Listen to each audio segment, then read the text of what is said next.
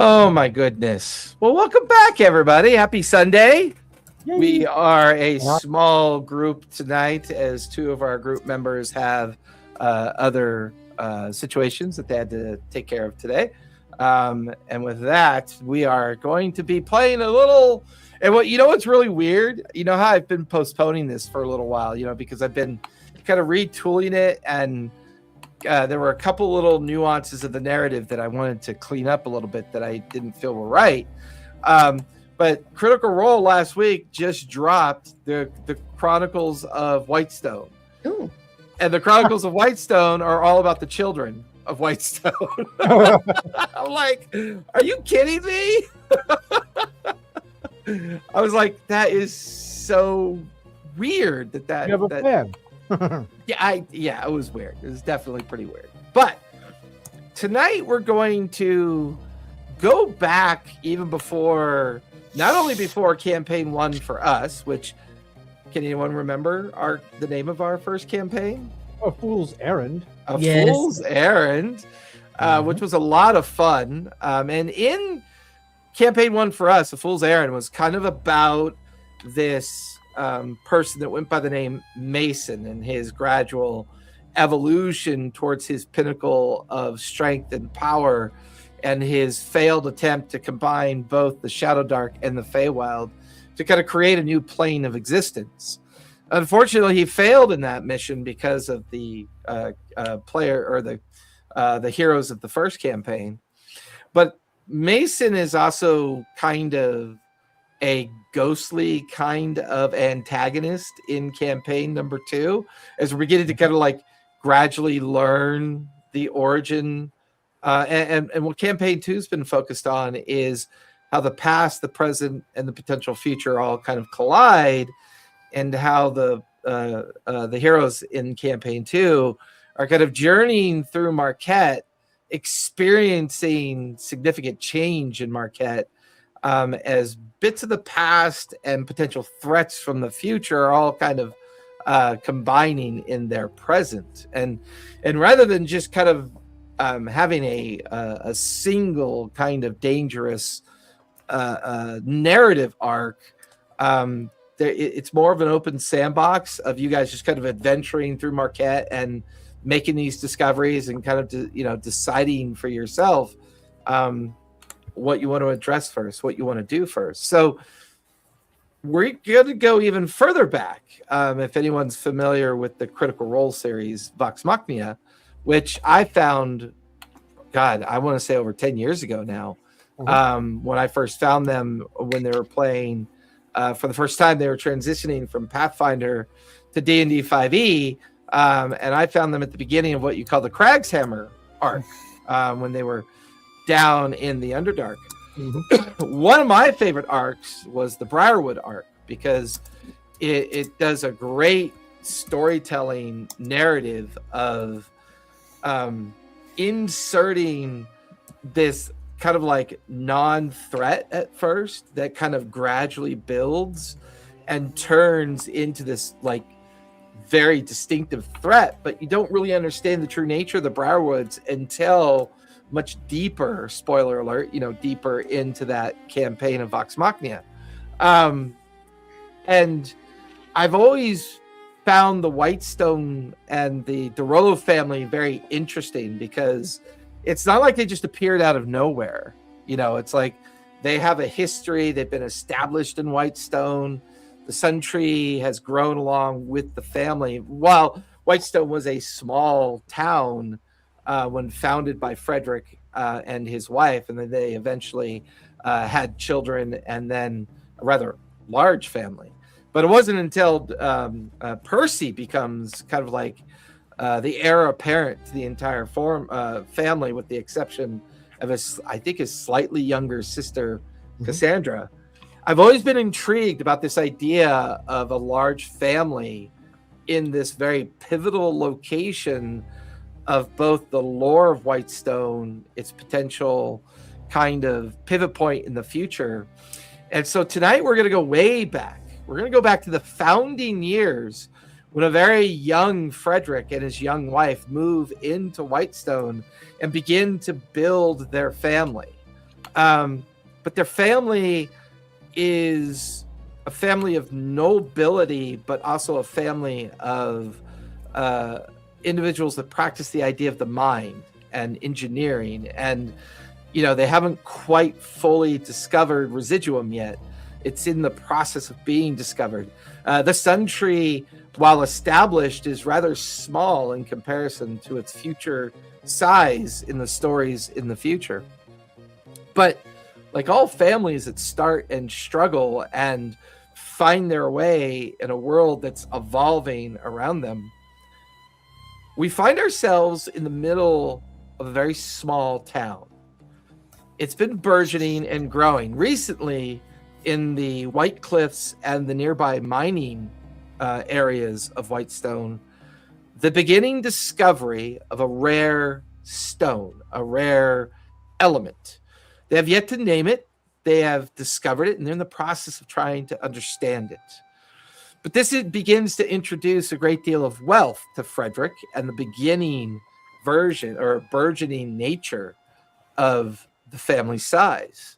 We do know that from a standpoint of the Whitestone family and what we kind of begin to learn about them is that in the beginning, they begin to kind of make the same problems and kind of discover the same challenges of any family with beginning power and beginning to understand how important things are. Whether they're just now establishing relationships with the different regions of Tal'Dorei, beginning to understand that their location in the north and their relationship with the other lesser kingdoms and even Tal'Dorei to a certain, or even Amon to a certain extent. Well, at the height of its council-like power and very well established, there's no real sense of unification yet.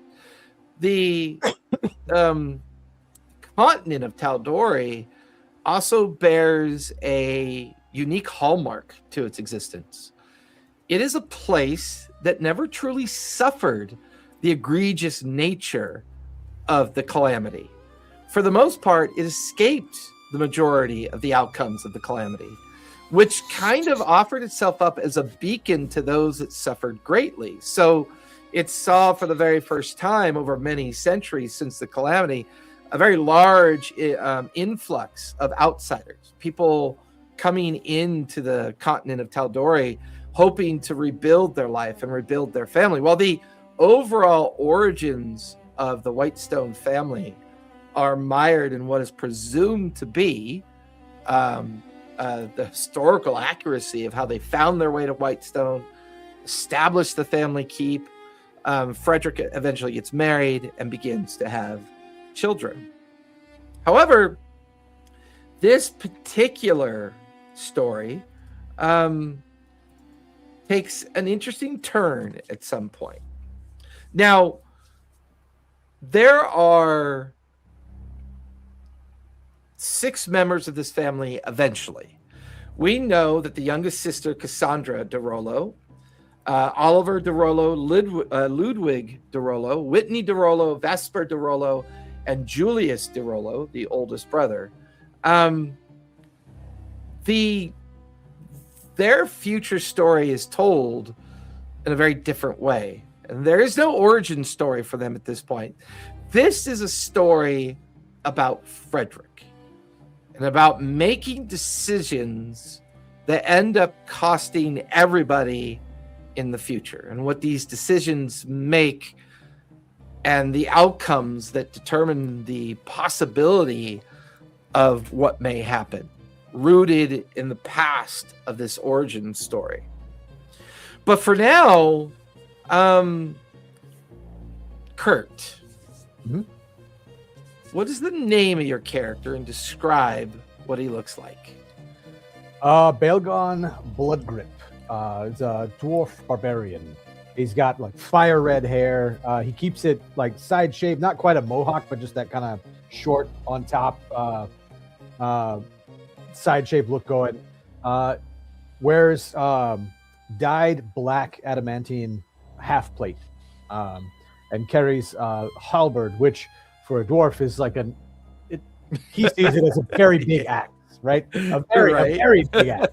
Right? He can reach really far with this axe. And so he was raised a farmer. His family, he carries the gene of rage, of the berserker of the ancient dwarves, and didn't know it until he inadvertently went into a rage one day and killed his family. And he's playing penance right now. He always dark backstory of a berserker dwarf. He paid the cleric. He offered service to the cleric to resurrect his family, or to revivify his family, and essentially took the black kind of thing. Left, got some pitch black armor, got this halberd, and has been journeying, making money ever since to pay back the cleric for reviving his family, but the family that he's not going to go meet again. You linger near the Sun Tree Garden pillars and archway walls. The Sun Tree has been one of those things that have always attracted people to Whitestone. There's a lot of mystery around where this tree came from. Some people believe that a god visited Whitestone and blessed it with the birth of the Sun Tree. The Sun Tree is said to hail magical abilities and properties. There are some that say that the very kind of like success of Whitestone is tied into the Sun Tree's origin. But the current lord of the manor, the castle, goes by the name of Frederick, seems to worry more about the mining consortium that he's established here. The beginning embassies of nearby kingdoms and communities are beginning to establish themselves here. The very first beginnings of Singorn becoming involved in Whitestone, as they have recognized a bit of a value in the nature of residuum. There's this sense that Whitestone is on that cusp of becoming powerful and important to the northern region of Tal'Dorei. You stare across the way at a horse approaching. On the back of the horse, you recognize a Haragon.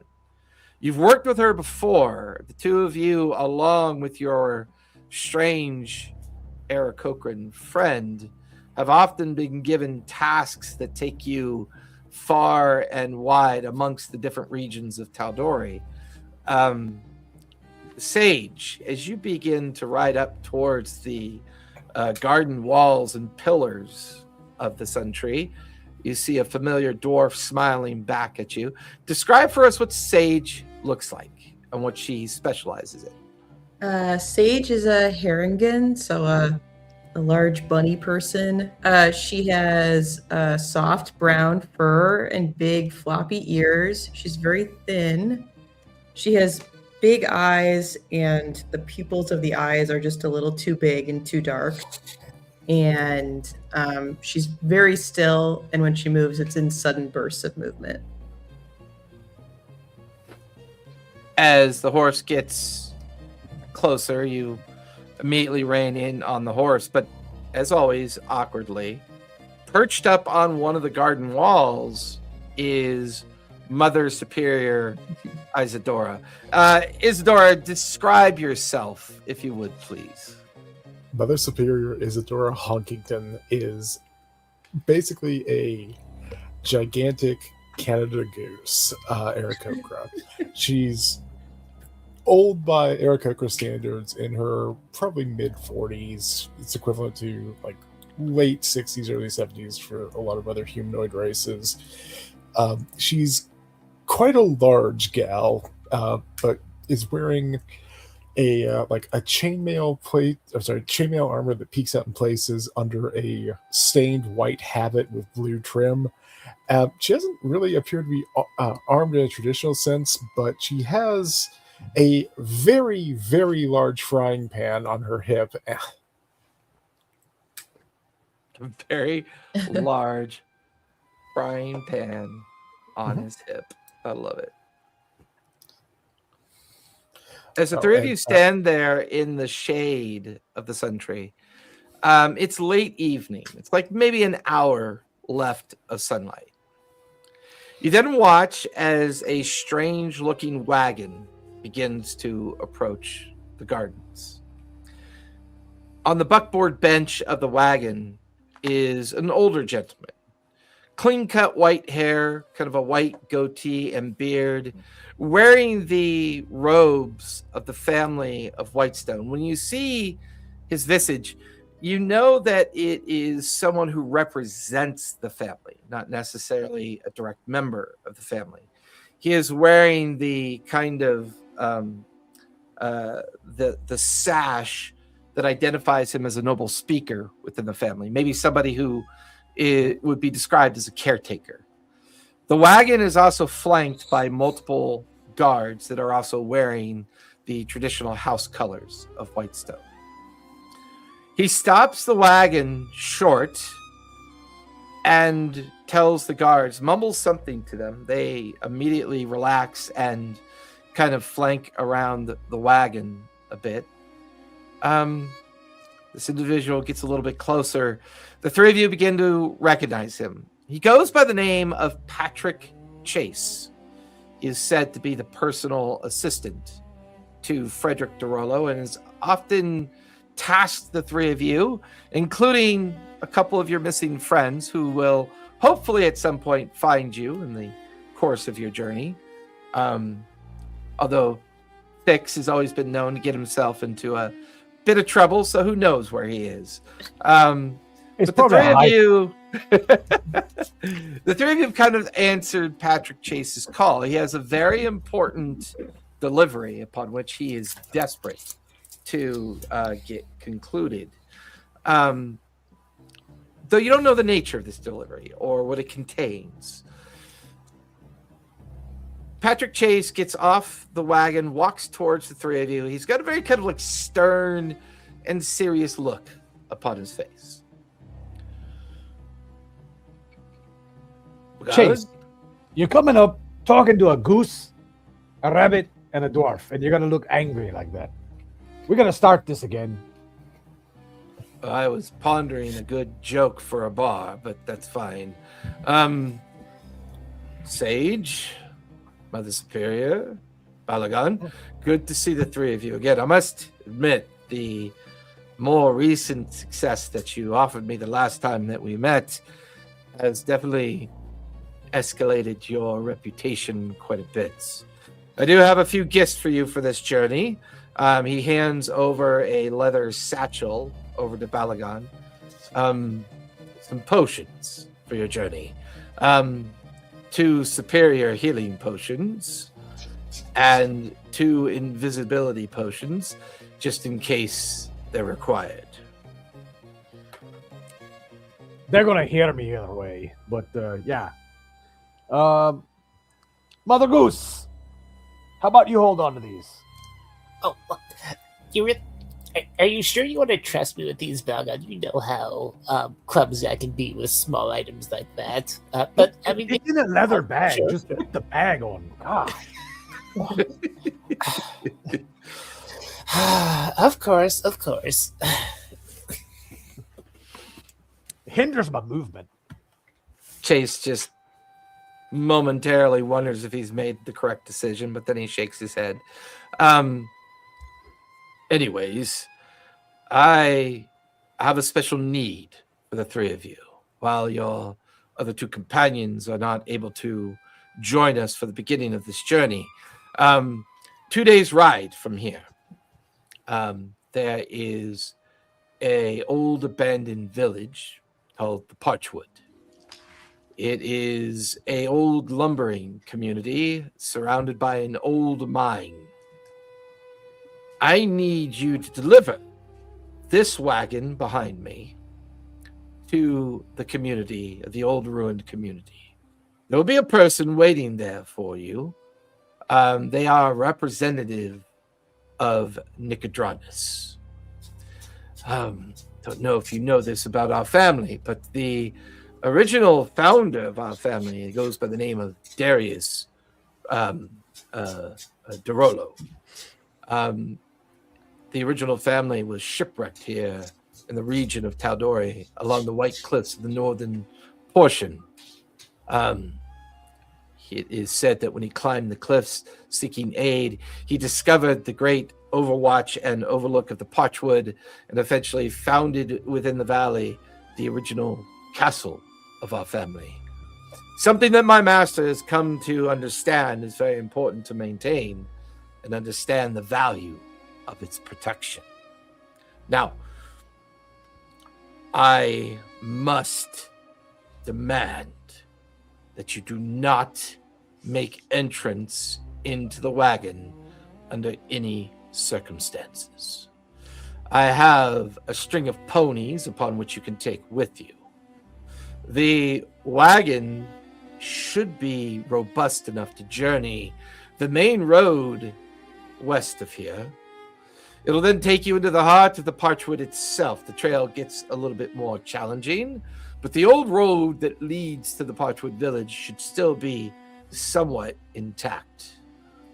Under no circumstances must this wagon be entered, and it must not be captured or taken away from you. But me and my companions agree that a small, unnoticed party is better than a rather large escort.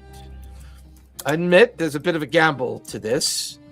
However, I feel as if the odds are going to be more in our favor in secrecy, and the less you know about what you take with you, the better you are for not knowing the truth of this passage. Just know I need your utmost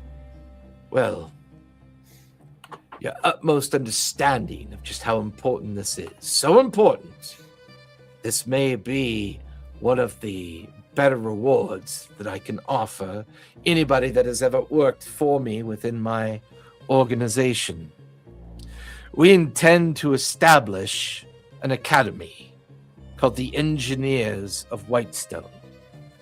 Now that we understand the value of what we've been extracting from the mines around here, we now know that we need to hire people to come and study it quite extensively because it holds both power and wealth. And with that in mind, we will need people of your nature to, how shall we say, embolden and pursue the importance and strategy of the Engineering Academy. So, safely deliver this package to the Parchwood village. See to it that the representative known as Malachai receives this package. He will be from Nicodranus. He is familiar with our family. His family is an old family friend of ours, and for any reason, if he fails to recognize some of the past relationships with our family, you can assume them not to be trustworthy. They will have a password, a safe word, and that safe word is founding of faith. For it was the Dawn Father who blessed our sun tree, and this particular individual should know this. If they do not, Malachi is not to be trusted and something has gone wrong. This is important. That is why this is so important. As a reward for the success of this, for the safe delivery and confirmation of that safe delivery, I am willing to offer you and your friends a state here in Whitestone to grow alongside us and pursue your own travels and your own sense of accomplishments while working for the Engineering Academy and while also taking the occasional odd job for me. I feel it's time to keep you closer because I think things are about to get more, challenging in our near future. Frederick is expecting the birth of his third child. And as this world discovers what we are capable of doing, more eyes, I believe, will begin to turn towards us, and the more protections, and the more I might need of those that are good at finding out information that I am unable to do upon myself. Along with the estate, I will reward the 5 of you 100,000 gold coin to establish yourselves here, in the hopes that that will be enough to keep you working for us, so that you may continue to keep this family safe. Now, Balagan, here is the map that will guide you to the ruined village. He hands it down to you. Now, do you have any other questions for me before you set off on your way? Is there the possibility that what's in the carriage gets out of the carriage? There's absolutely no possibility of that happening. All right, good. Makes it easier for me. I would imagine it makes it easier for all of you, but I understand. Well, without no further questions, I will give you your string of ponies, hand over the wagon to you, and in 4 days' time, I expect you back here to confirm success. Supposing we're delayed, how should we send word? Good point. Marcus, bring that other device. A guard dressed in the Whitestone colors and tabards comes running over to Patrick Chase, hands him over a strange kind of wristlet, this little wrist thing that you would wear. He takes it from Marcus, hands it over to Balagan. That is a bracelet of sending. It works twice per day. That is it. It'll recharge at the beginning of dawn the following day with 2 new uses. So if you only use it once, you'll only recover 1. So if you use it twice, it'll recover twice. But keep in mind, for any reason there's an emergency, or for any reason whatsoever that you must inform me of information, use this specifically. But do not contact anyone else. Only contact me. Do you understand? I got it, Chase. We're good. Very well. Here is a stipend of 500 gold apiece for your road travels in case you need for any emergencies. Keep a low profile. Keep on the trails that are overgrown. Keep hidden and keep safe. I recommend you try to only travel during the safety of daylight so that you can see if anyone's coming at you. At night, hunker down. Stay hidden and stay safe. Clear. Clear as day. Well, So you'll be wanting us to wait till morning then? you can either leave tonight or in the morning. It's up to you. Well, little bunny, how you feel? We're going now or we're going to wait? Sounds safer to wait until tomorrow morning, although I don't love the accommodations here. I guess we Mother wait. Goose. I'm looking. So Are you looking know if to dark vision? I don't think I do. Nope. I do. I feel like a bunny should have dark vision. A bunny has smell-o-vision and ear-o-vision. All right, I guess that's good. I'll be the eyes, you be the ears. And you just sit up on top of the wagon and, don't hurt Honk anybody. if you see danger. Yeah. Or if somebody goes to cross in front of us, we can like poke you on the belly and you can just honk, honk, and, clear the path. Balgon, after all of the adventures we've been on together, why do you treat me like this? I remember when you were my cool uncle. I can't help it that you're older than me now. I don't think it. You know what? That's fine. That's fine. Okay, up on top of the wagon with poor old Mother Isadora. That's fine. Not tonight. We're not leaving tonight. Didn't you hear, little bunny? We're not going tonight. We're waiting. We'll go off in the morning Fine, first. fine. Besides, you got wings. You can fly up there. Why are you crawling? You look really weird.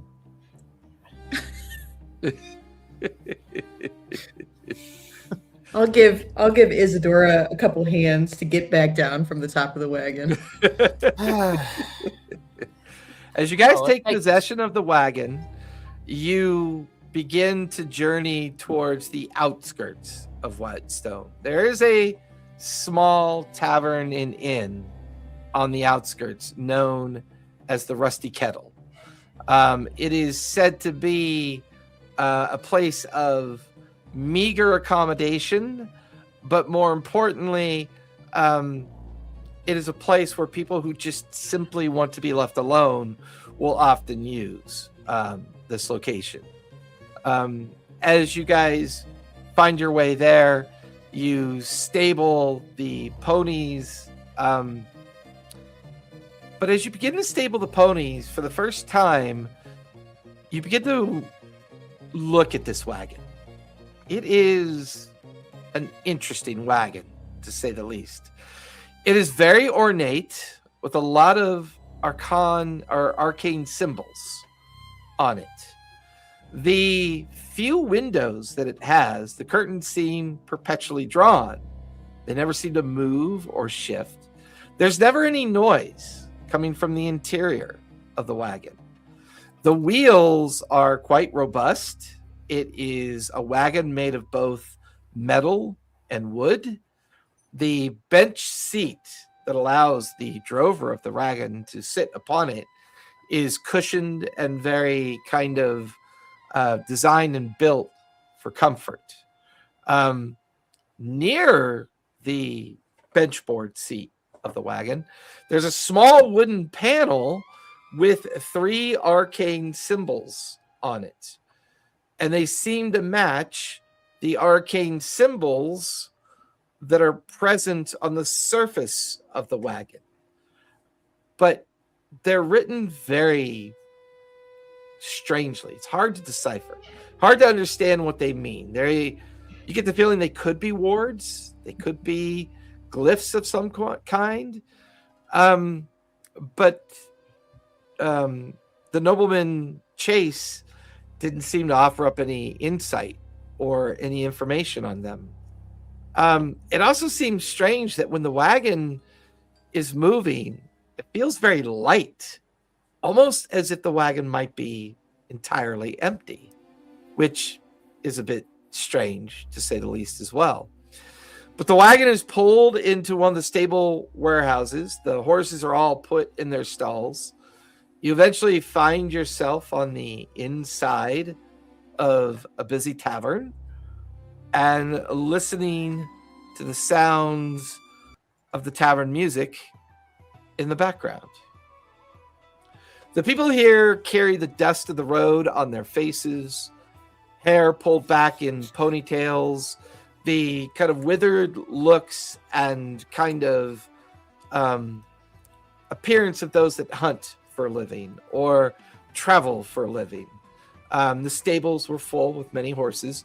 This is a inn that is mostly a ground floor inn, where the entranceway brings you into the place where you eat and drink, and then the entire backside of the Rusty Kettle are all of these either series of common rooms or adjoining rooms or even private rooms, but there is no upstairs.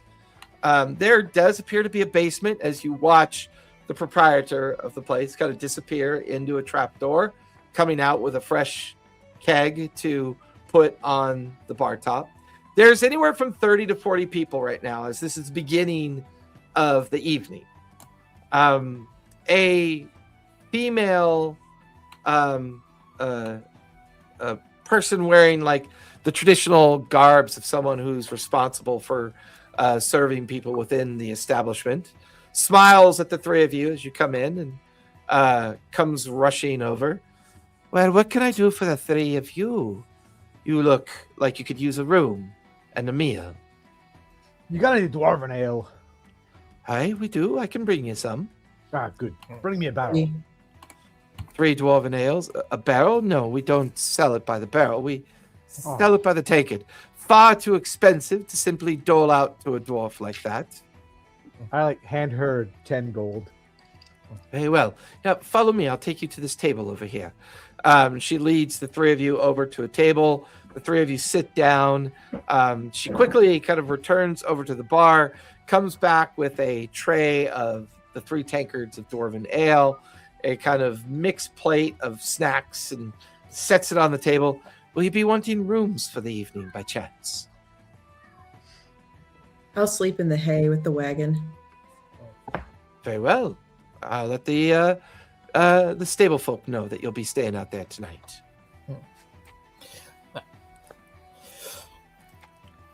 Mother Goose I don't. may need a room. What did you say there, Kurt? I couldn't hear you. Oh, I said Mother Goose may need a room. What? You know what? Just for that, I think I should hang out in the stable with our young friend there, just in case she needs some assistance. Balgon. You're going to whine about your back all night, all day tomorrow. I can see it now. We've been out enough. Even when we're sleeping out in the rough, every day you wake up, it's all on my back, all on my back. Look, when you get to my age, young man, I'm 3 times your age. Shut up, Balgon. Don't ask you. Technically, I'm about 3 times your age, yeah. Look, did anyone ask you? It's not my fault that dwarves live so long. And honestly, well, I mean, except for that, it is in your case. All those times I've had to, bring you back from the brink of death. You're welcome, by the way. I finished killing the stuff that was going to kill you, so, it's kind of convenient for both of us, yeah?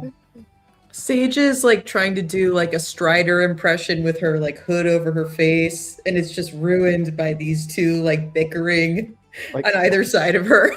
like your ears are like hanging over. Yeah, hanging real low.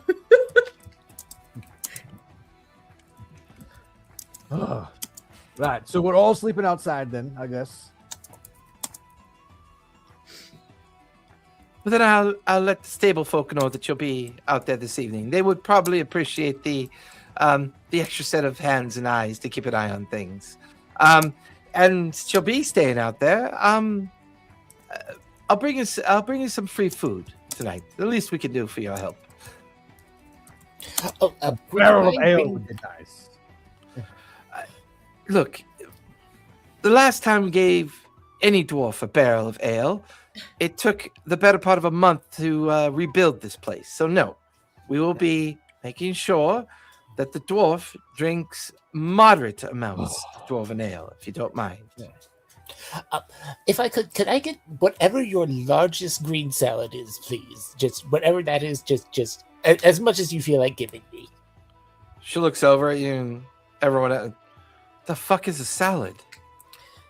Like leafy vegetables that usually arranged in a bowl. Go out back with some shears. Cut Leave. some of that grass, the green stuff, throw it in a bowl, and just bring it out to her. And if there were Please. carrots, you could add those as well. Yes, those carrots are quite Well, I nice. didn't want to be specious, but okay. I will go get you a mixed vegetable platter. How will that do? Oh, that would be wonderful. Thank you so much, young one.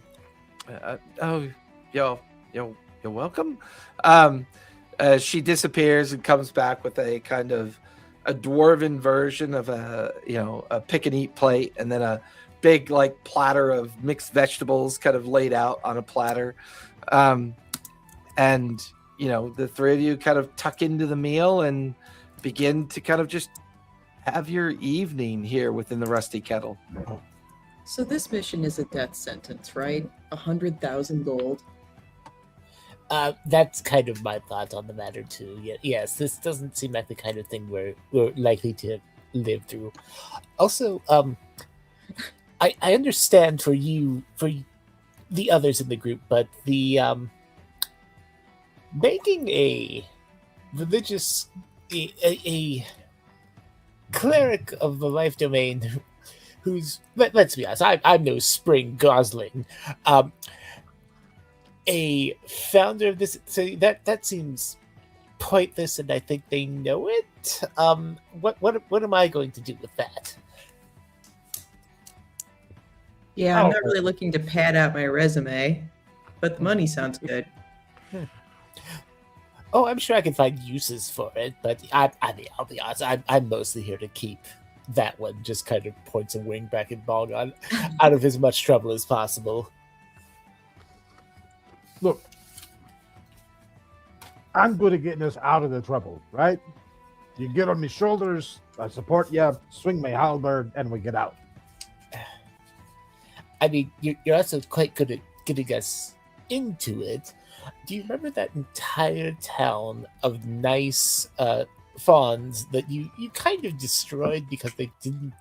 Well, oh wait, that's right. That was the last place that actually gave you a hogshead of whatever ale that was. That tracks. You know what? That policy makes sense now. See, I'm famous, right? I'm not just any dwarf.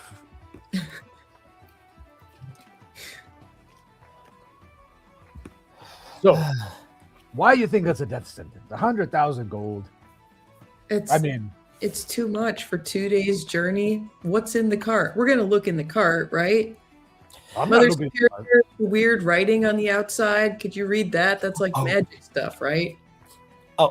Actually, I would like to cast tongues, and and with my goggles, I should be able to actually read that. Mhm. One of my things is I basically get subtitle goggles, so anytime someone's talking, I can actually read that thing. But I can also have it like automatically translate other things, so Did you want to retcon that and have that happen when you guys arrived at the Rusty Kettle? what the reading the Reading the surface of the wagon, casting tongues. oh sure. Okay. Give me an Arcana check, if you would, please. All right, give me 1 second. Arcana is. Because tongues allows you to understand a language, correct? Let me pull up the spell description real fast. So this is the downside of doing it. So this spell grants the creature you touch the ability to understand any spoken or signed language that it hears or sees. Okay. So moreover, when the target communicates by speaking or signing, I'm sorry, it's spoken languages, spoken or signed languages only. So that wouldn't apply. That doesn't apply. Correct. So ignore me. But you go ahead and give me an Arcana check since you're referencing the writing. Okay. And that is +2. So roll that. Come on, Google. Why are you being like that? That is a big 6. 6. Yeah, I think what bothers you is you get the feeling that writing on the surface of the wagon is definitely not a language. They are probably very powerful spells of some sort that are very difficult, if not almost impossible to interpret. So you think those three, the three smaller ones up on the bench, if we push those, something happens? I feel like it's like an electric fence or something. I mean, yeah, on the outside of the wagon, right? But at the seat area, there's like three smaller, like. You think if we sit on all three, something's gonna happen? We'll find out. Only one way to know. I'm not using my butt for that. Don't want to send your little hairy tail, I guess. Fine. We'll find out later. That old kobold was here. He'd try it. Oh yeah. Oh. Well, I mean, I might have a way around that a little bit. Balgon, I feel like this might be a question you would like to ask our proprietor. Could you perhaps see if anyone has died on the in the establishment recently? What? You want me to kill someone? We gotta stop No, asking people that. I mean, No, I want you to find out. it's always good. anyone If else has- someone dies within the last 6 months, it's good for your establishment. If it's been more than 6 months, I'm happy to kill one. This isn't my establishment. I just want to know if there are any of recent deceased Body? people on the premises. All right, I'll wait for the lady to come back. But you ask for this. Just remember that. Okay, I mean, I figured that was a. Well, you've taken me to other dwarven taverns. I mean, I've seen. Oh God! Don't say it like that. That sounds like we got something going on. That's so weird. Why don't you just I say have like you've been to taverns before? Good, great. Wait, when were you guys going to taverns? Just the two of you? We've known She's each been other for following me years. around since she came out the egg. It's really been annoying. Why were you hanging around with Eric Coker? It's your fault I imprinted on you. You can't blame me. I for was that. on a mission. I can't help it. Of course. But anyway, I've been in dwarven taverns with you before, and frankly, I've seen more than my fair share of, well, I wouldn't call it straight murder exactly. No, just murder, just murder. It's fine. Whoa. Did you just say dwarven towns and murder? Come on now. It's not a dwarven thing. Gods. Who's being specious now, you old bird? I literally saw you lose. I saw 10 years ago when I was tagging along with you after my promotion. I saw you split a kobold in half because he messed up your drink order. Yeah. That's me. That's not all dwarves. Come on now. All of your friends cheered you on, and I had to shepherd all of the kobolds' friends outside. I'm just saying. Do you know the It's a history of pattern. kobolds and dwarves? The history of kobolds and dwarves. Those little bastards underground, they in the tunnels like we're in the tunnels. We're fighting over the same shit down there. Oh, but I'm the one being speciesist, and you're sitting here maligning a poor individual who is working at a tavern who brought you the wrong, what was it, a brandy, a whiskey? I don't even remember. But I had to shepherd all of his friends outside because your friends were trying to, I don't remember what it was it, turn them into hats or something? Yeah, you never seen the hats? They're really nice when you put the skull on and like the nose comes down and they got the two little teeth in the front. They're actually really nice. You could probably sell them. So dark. So dark. Anyway, whenever she comes back, yes, I'll ask her when the last person died here was. Okay, cool.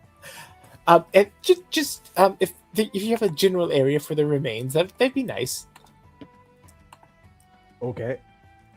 As you guys continue to drink and eat your food, and eventually she comes back around and sees the three of you kind of stare at her. And Balgon, you stare at her long enough for her to stop, and yes, is there something I can do for you?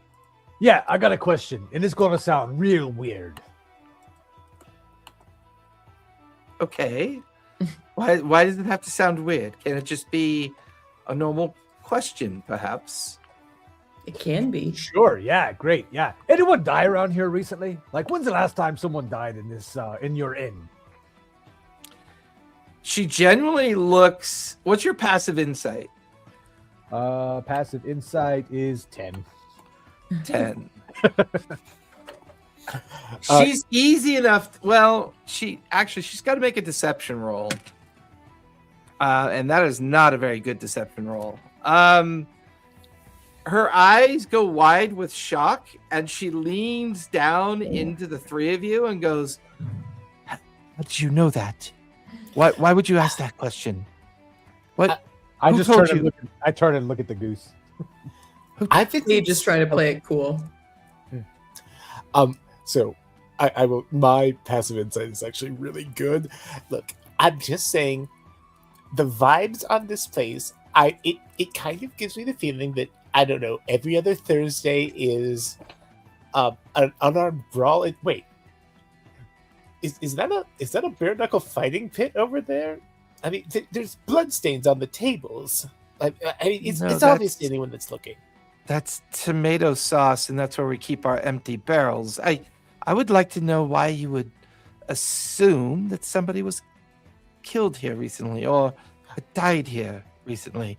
We haven't had much issue with that, and I feel as if you know something, or Oh no. My dear.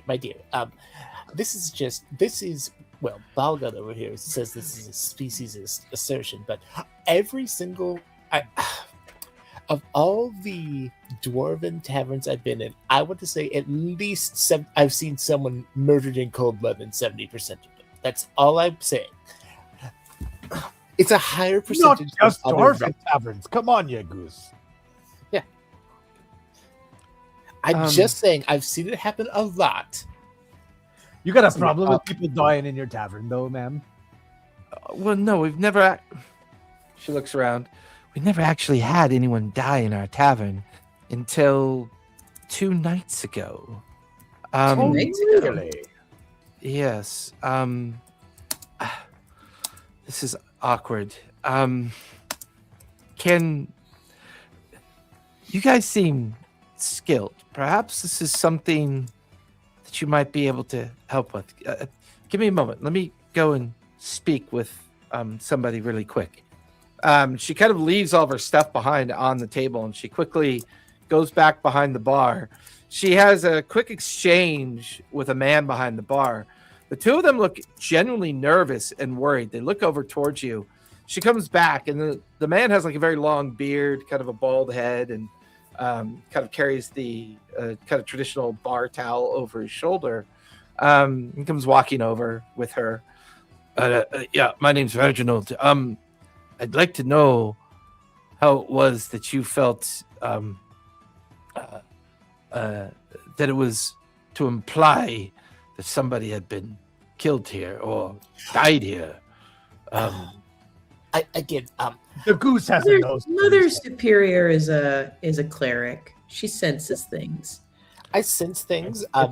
This seems like a every single as I explained to your associate, the vast majority of dwarven bars I've been to. No, what she means to say is it is common for her to sense a spirit as she does today. So you're saying that your Aarakocra friend here is good at sensing oddities or spirits of things. She talks to the dead sometimes too. It's very odd. Oh, may we ask you to look at something for us, if you would be so kind? Of course. I'm always happy to assist. Of course. Excellent. Follow me, if you would. Reginald indicates for the three of you to follow him.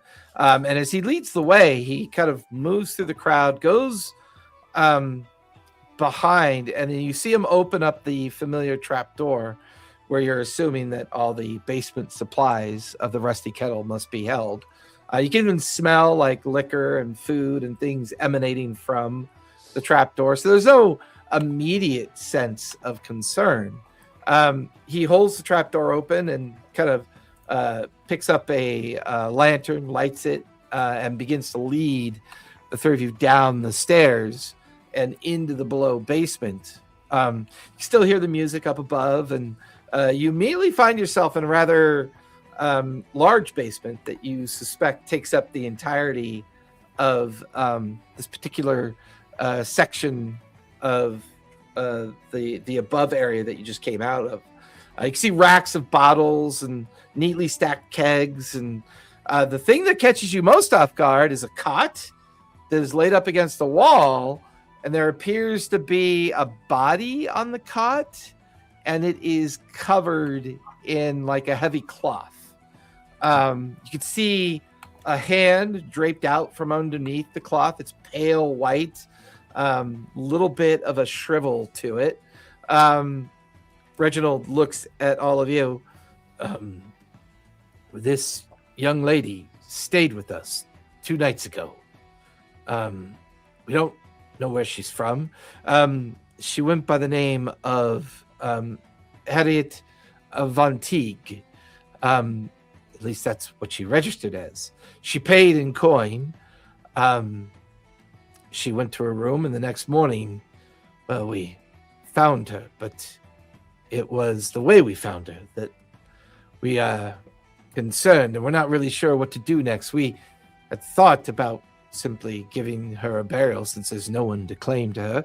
And since we didn't really discover anything nefarious, we didn't feel compelled to alert the Whitestone guards. Please. You got people like dropping dead randomly in your inn and you don't tell the guards? This is the first time someone's died in our inn in a very long time. I think it's the nature of a death that has me concerned. And I would like for the three of you to take a look, if you would. How did you find her? You said it was strange the way you found her? Well, perhaps this would be more helpful. He walks, and while he's walking with you over to where the cot is, where she's kind of laid out with covered in cloth, he begins to tell you a story about how she took one of the private rooms, went to bed after she registered, and then they found her like this, and then he kind of undoes the cloth, pulls the blanket and cloth back, and she is like ghostly white, pale white. She appears to be human from best you could tell, long brown hair, and 3 sets of very noticeable puncture wounds on the side of her neck. Well, that's not great. That doesn't seem great. Has anyone spoken to her since this occurred? She's dead. How do you do that? It's a spell. It's literally speak with dead. Oh, I was not Yeah, aware. it's quite common.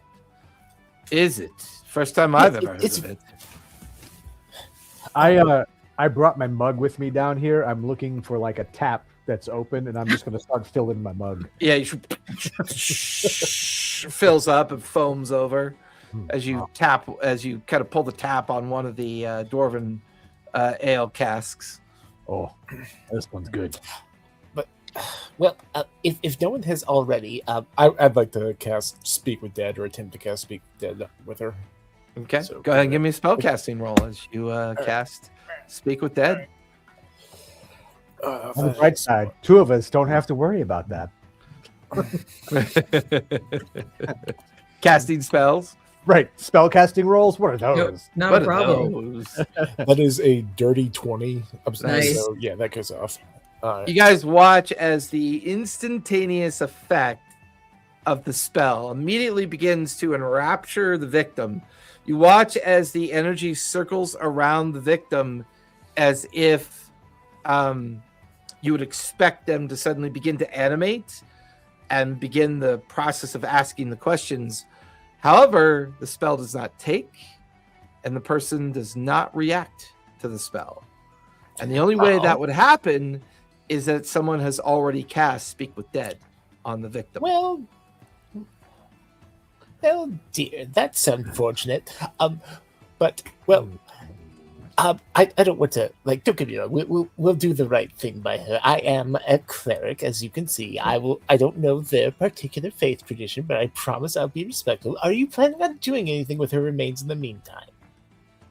Well, my eldest daughter, the one that sat you tonight, she recommended we just give her a simple burial out back in the family plot.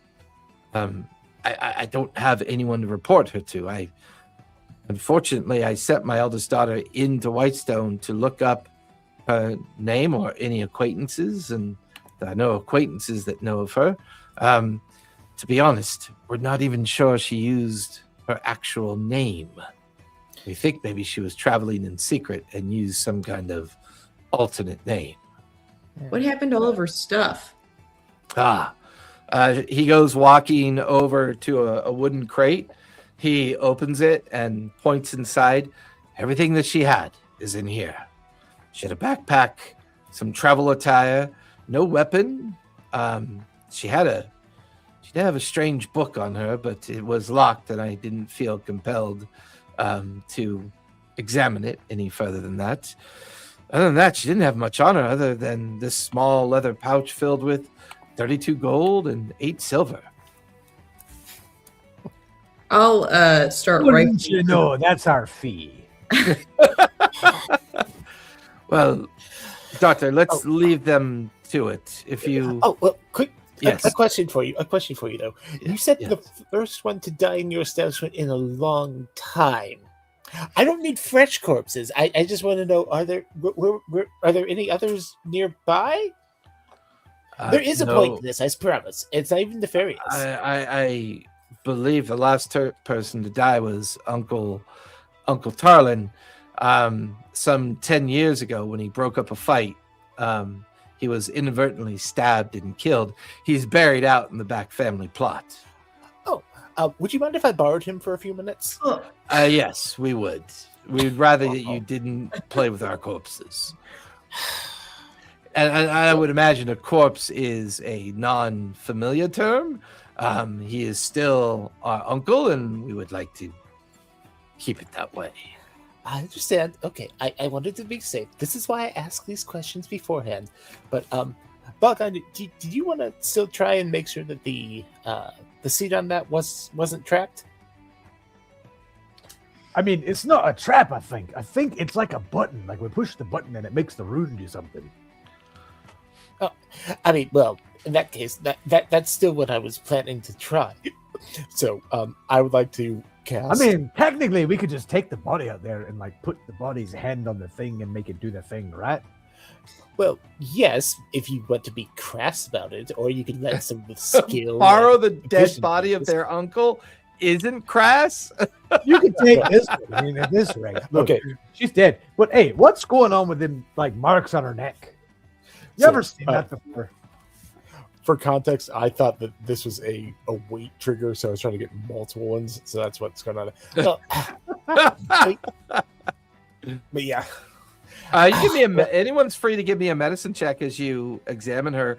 Sage, you're examining the stuff inside the crate. Mhm. Give me investigation for that. all right. okay. Would it I'll be- do a medicine check. Would it be nature? And, like, I'm trying to think of what I know that might bite something on the neck, and like, Well, you could start with nature, and then Okay. we'll see what DC that creates for you for history. Okay. I got a 14 on my medicine check, which is Okay. pathetic because I have +9. I got a 16 on my investigation check for her possessions. Nice. and I got a 16 for the nature check. 16 for the nature. Give me a history check as well, Balagon. Yep. Fair warning, team. My history is not great. Uh-oh. Uh-oh. Well, yeah, you're a sociopathic murderer. We know. 8. I have a 8. +0 to history, so I got an 8. Oh, does Mother Superior have an aura of guidance?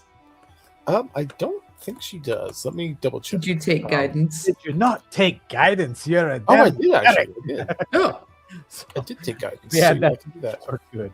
So yeah, add 1d4. It Yeah, was that- a 1, so that's A 1, so it's a that's 9. a lot better. It's better by 1. So for you, Sage, as you begin to rummage through the backpack and all of her equipment and material, nothing really seems all that interesting. The one thing that seems interesting is the book that Reginald had mentioned. Mhm.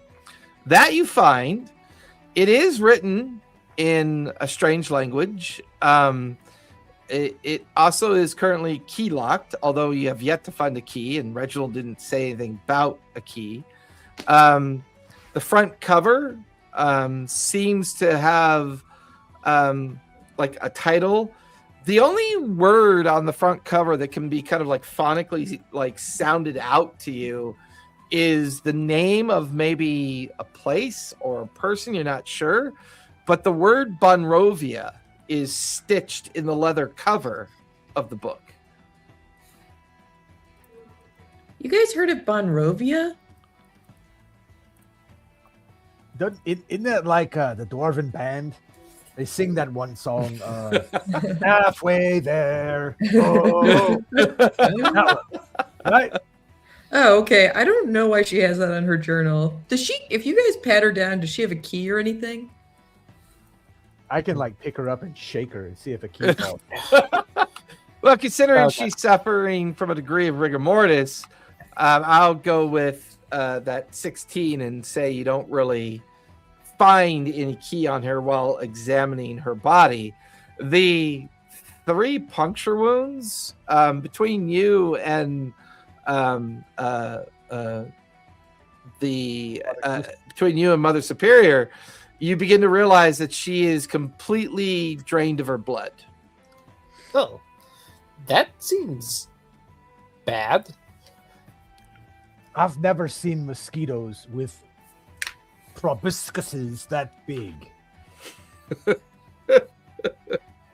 Much less 3 of them right there on the neck. How do you not feel that you hit it? You know, like.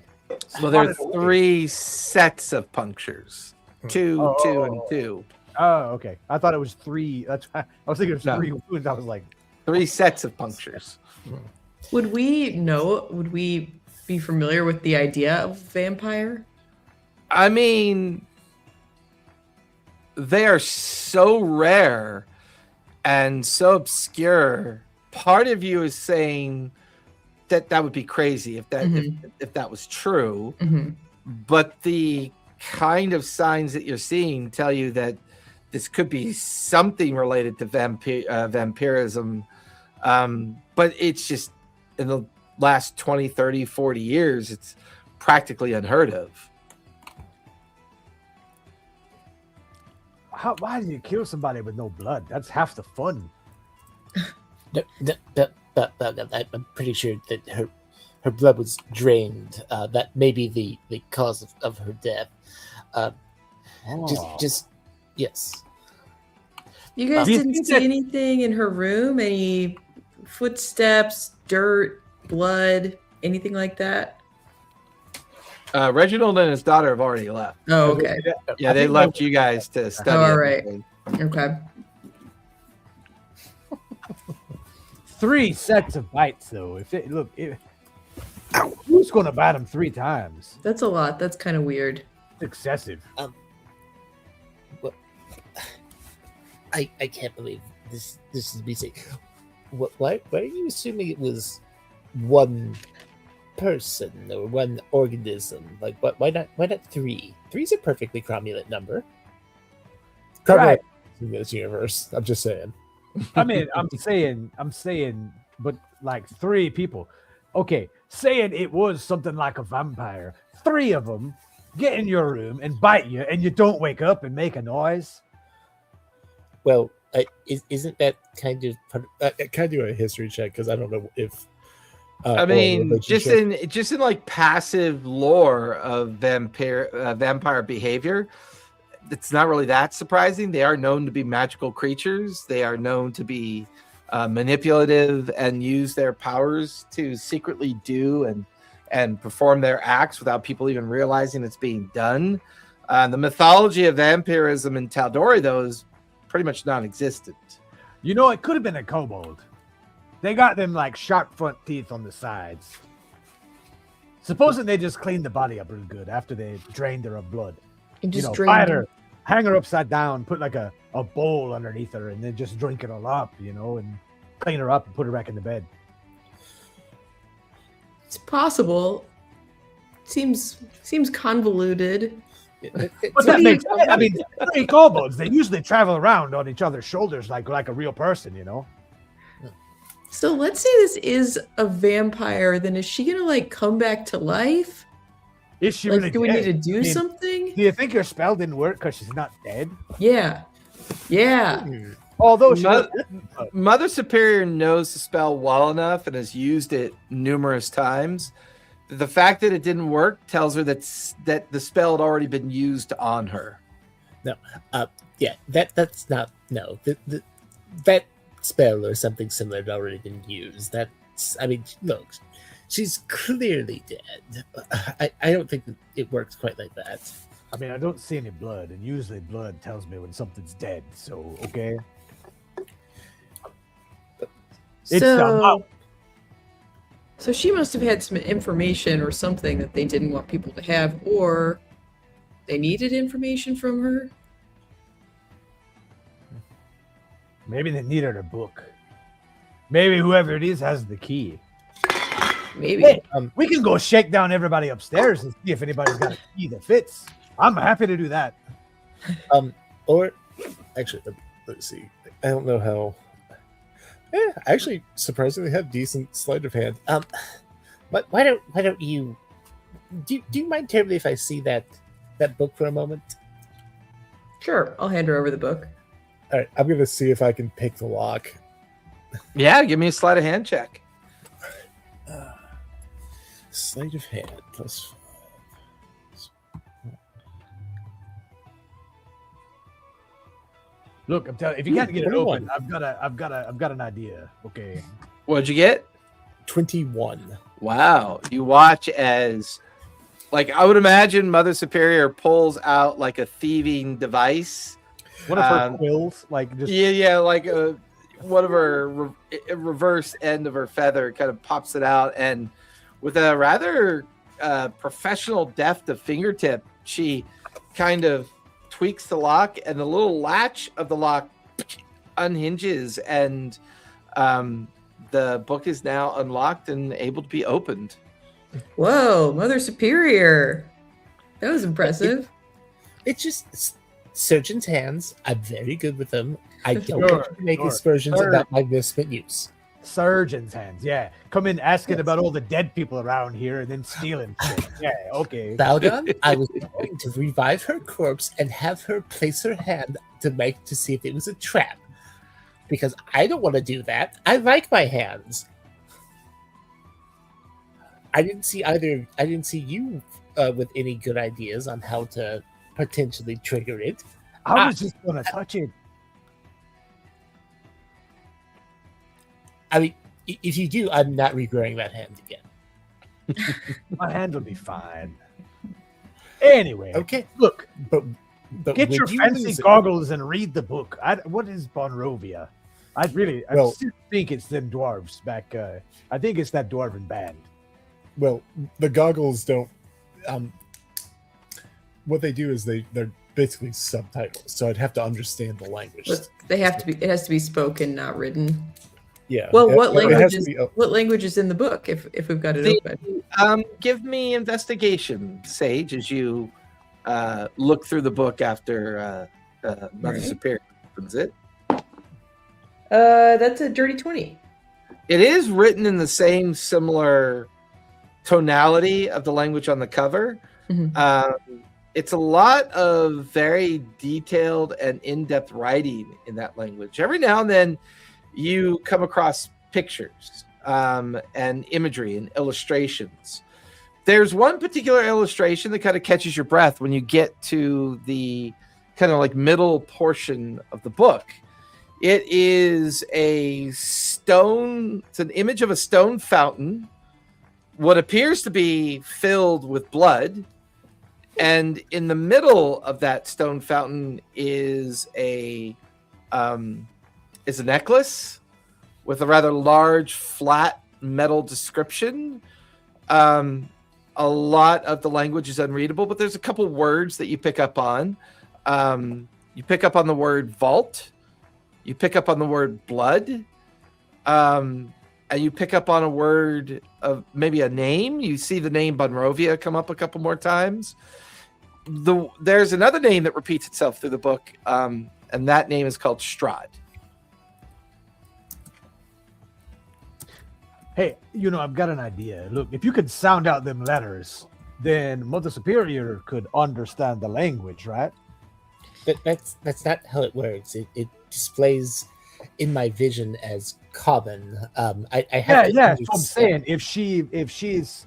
If she's sounding out the words, looking at the letters and making the sounds of the words, right? That should be the language, right? And then you're hearing the language and you can understand it.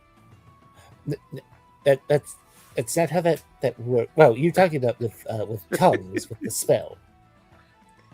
Yeah, like in theory, Sage if I is speaking the tongues, she's reading the book. She's reading the sound of the letters, right? And in you're theory, just hearing the sound of the letters, and it's a word, right?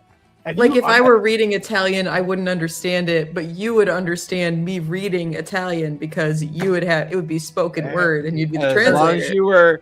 as you were reading it correctly. That's see, I mean, it's not funny, right? Can I give it? This Can I guy. give it a try? All right. Yeah, have I to mean, cast I tongues would on say, myself. give me an insight check as you Okay. try to begin deciphering the sentences and words and everything that's in here. All right. I'm gonna go like over to the That's an trap 11. door with my halberd and like peek up the trap door and like look out while they're doing that. Okay. Okay. So I did get sorry, I've rolled to cast tongues. I got a 19 to cast it, so I'm good. You're good. And Yep, I you're rolled good. if it met. But yeah, so if Sage can read it up phonetically, let's see if we can. And you get a understand it. D4 for guidance. Right. Uh-huh. So I got it. Was insight? Was it me rolling insight? Yes, Okay, I got a 12. a 12. While the you are, did you roll a D4 with that as well? Yes, it was a Okay. 1. It is a language that you're not familiar with. However, you're looking for repeat words and like repeat kind of descriptions. Like you're smart enough to know what names might be or what places might be.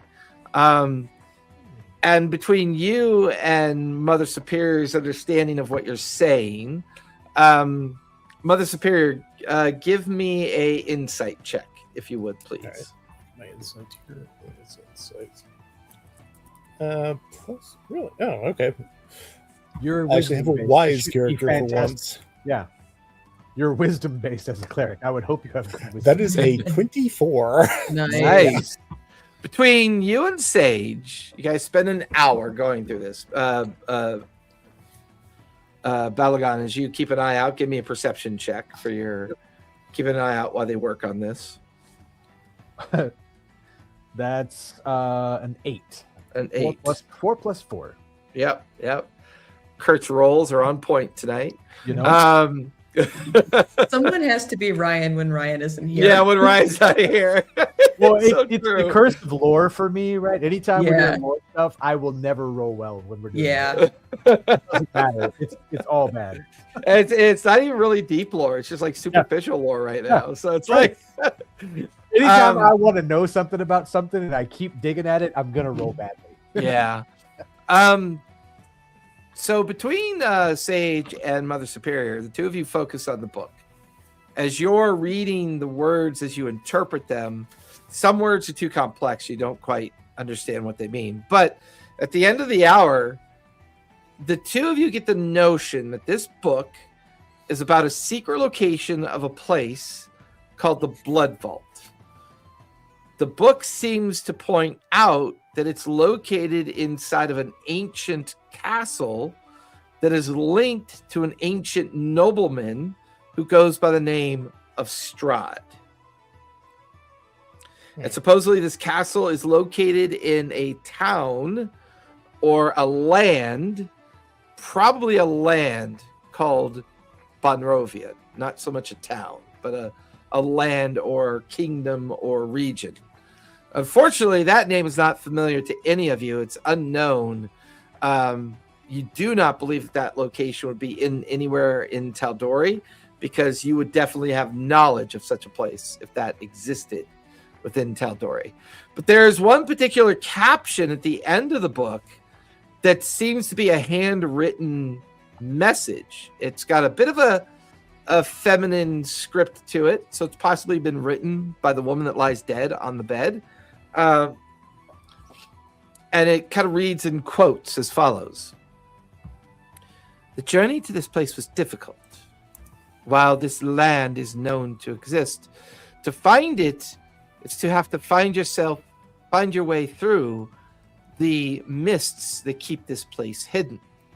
Some say the mist is never predictable, but I have been successful.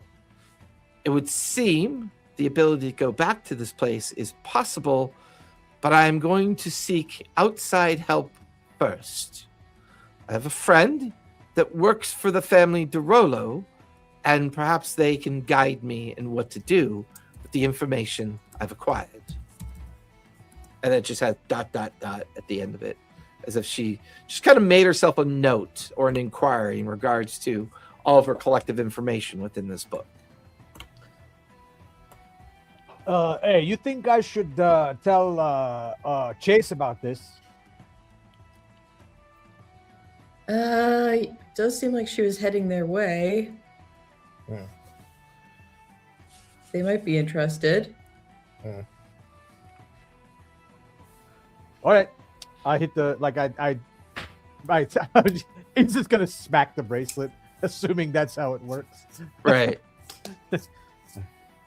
Chase found a lady, no blood, 3 bat marks, fancy book about Bonrovia, and was coming to Whitestone for a Dorolo person.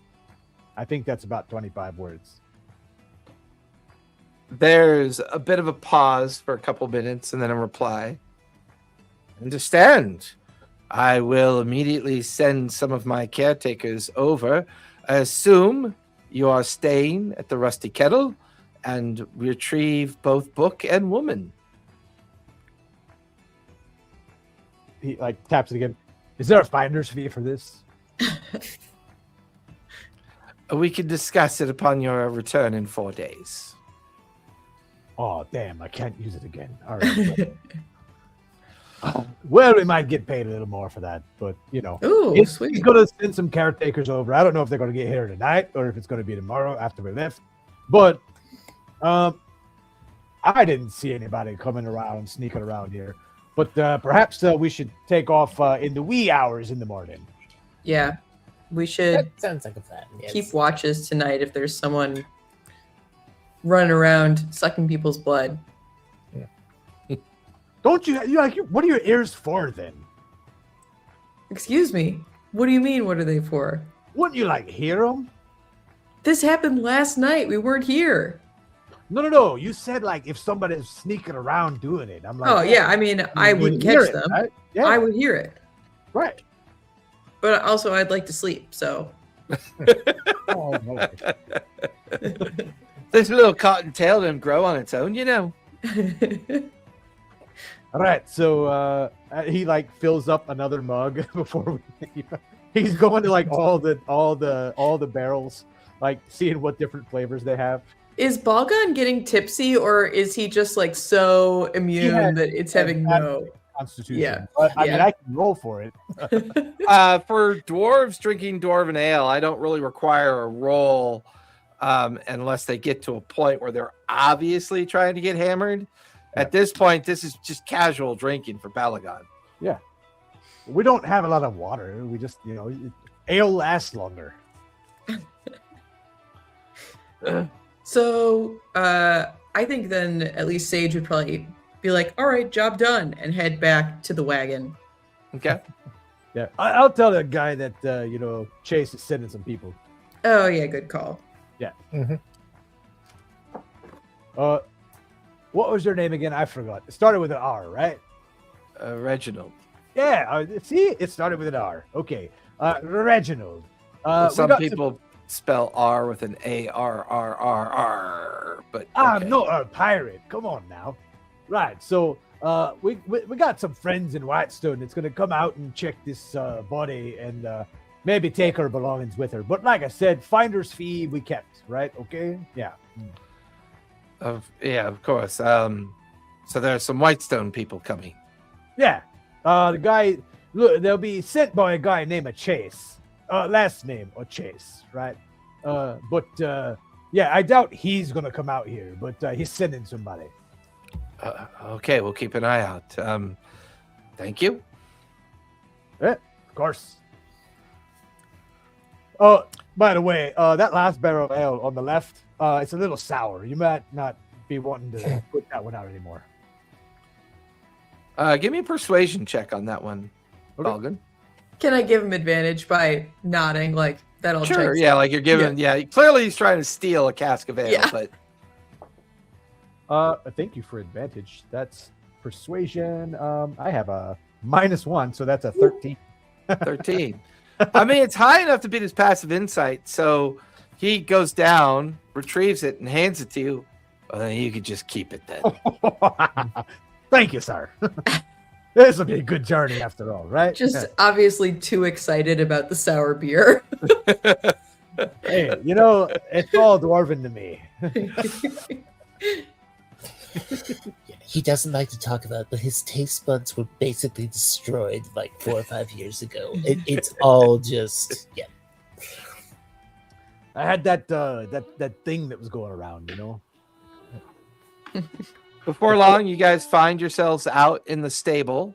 There are a couple stable keepers out there that are tending to the horses, just doing the normal nighttime task. The wagon is kind of at the back end of the stable. Very well lit in here. There are at least like a dozen interior stalls that hold a single horse. There's a corral out back that seems to hold a couple dozen horses. There's also other wagons, and people who are traveling here have stationed their vehicle, their wagons, around the peripheral of the stablery. There's additional guards lingering. These must be maybe personal guards or people of a personal nature who want to keep an eye on their stuff. But for now, the three of you, so far, no sign of Lilith and no sign of Thix. Perhaps they'll meet you on the trail or at some point during your journey. But for now, it's just the three of you in the stable. The caretakers are on the peripheral. At some point before you guys begin to either settle into your long rest activities, there is a brief disturbance outside. The three of you stare out the sliding stable door to see the arrival of 6 of the Whitestone caretakers. One of them is dressed as a priest of the Dawnfather.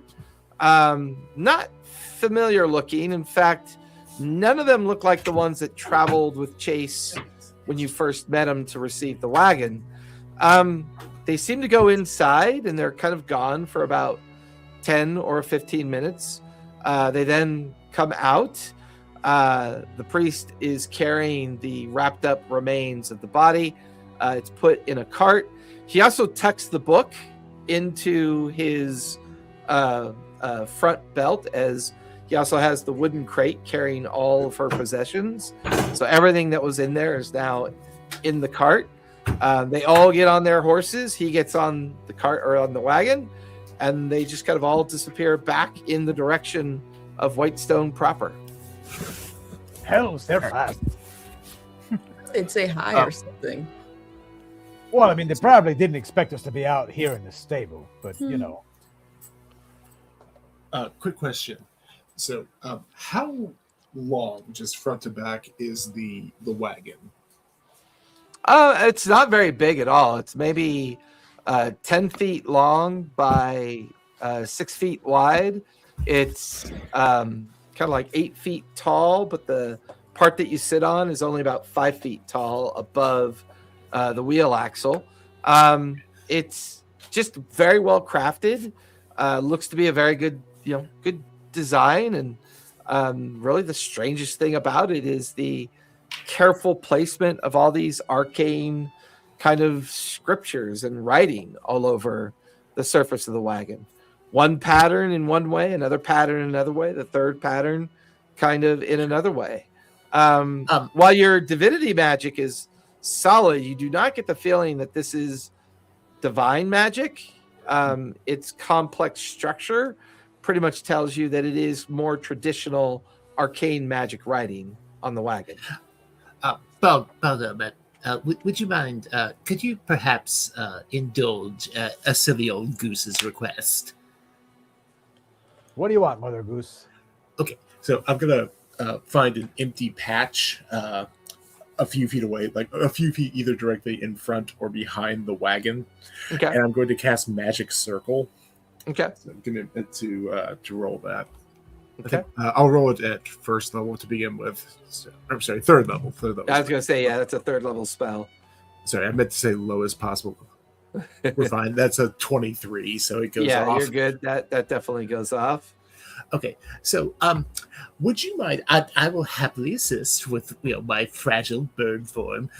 Would you mind helping to drag or push the wagon into that circle. I'm going to make it so that undead creatures cannot magically enter it.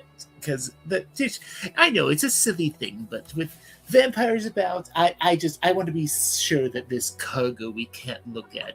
We're not ferrying something untoward. Okay. Couldn't you just draw the circle around the No, the I could wagon? not, because then it would already be within the circle. Oh, okay. All right. So I go to push at the wagon. It is surprisingly light. It moves quite easily. Your muscles kind of tense a little bit, but by the time Mother Superior is done with the circle, you kind of gently push it into the protective area of the magic circle that Mother Superior creates. Okay, so this was dual purpose. So this is, undead creatures cannot enter it by non-magical means. So we have a way to hide from that.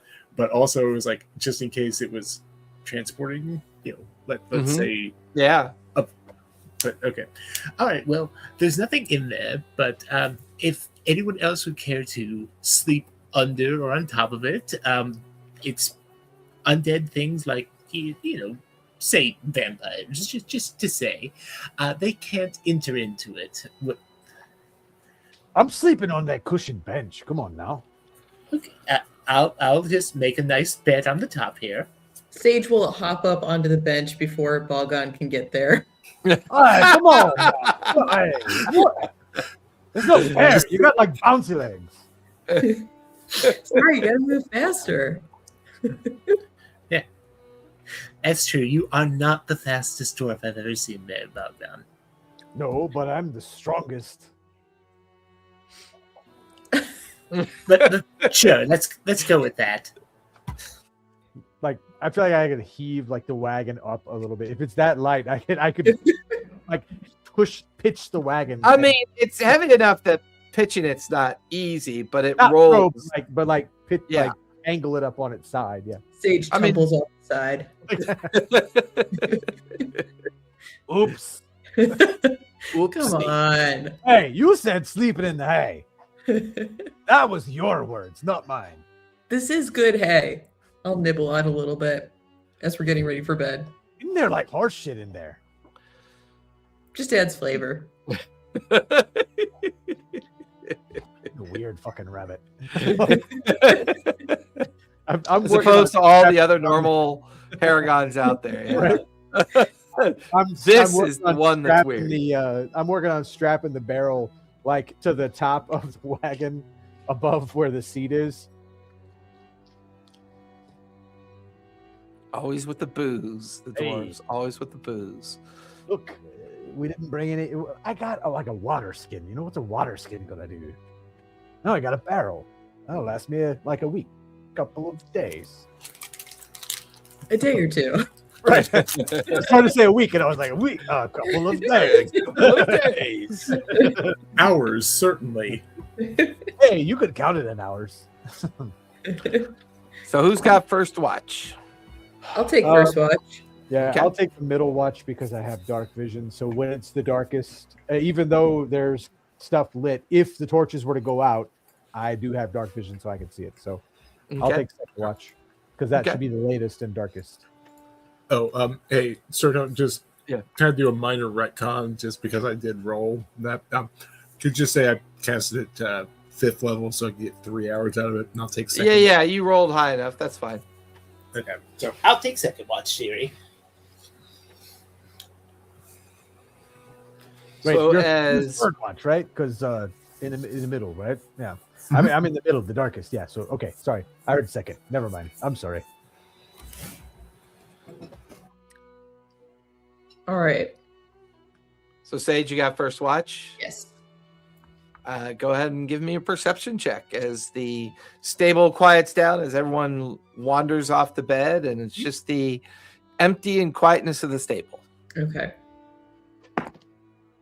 Well, that is an 11.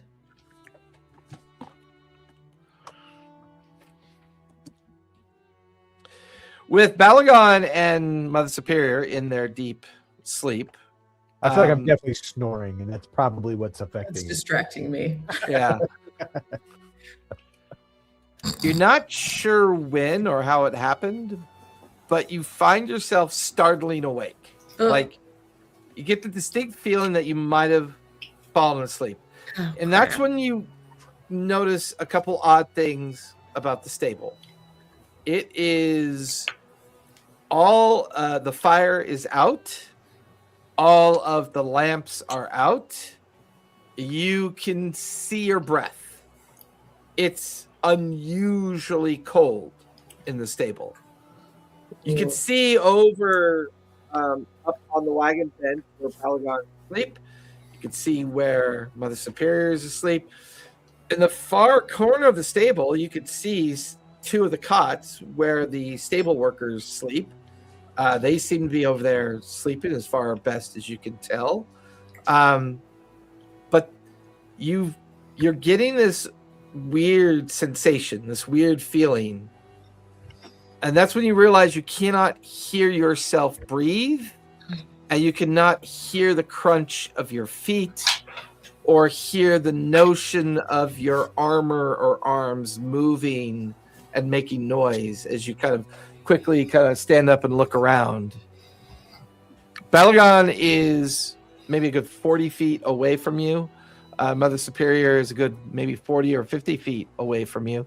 You haven't seen anything yet, but something about this just makes the hackles on the back of your neck kind of stand up. The amount of cold air that's in here. This is the end of spring and the beginning of summer. This doesn't make sense. And the fact that you can't hear yourself.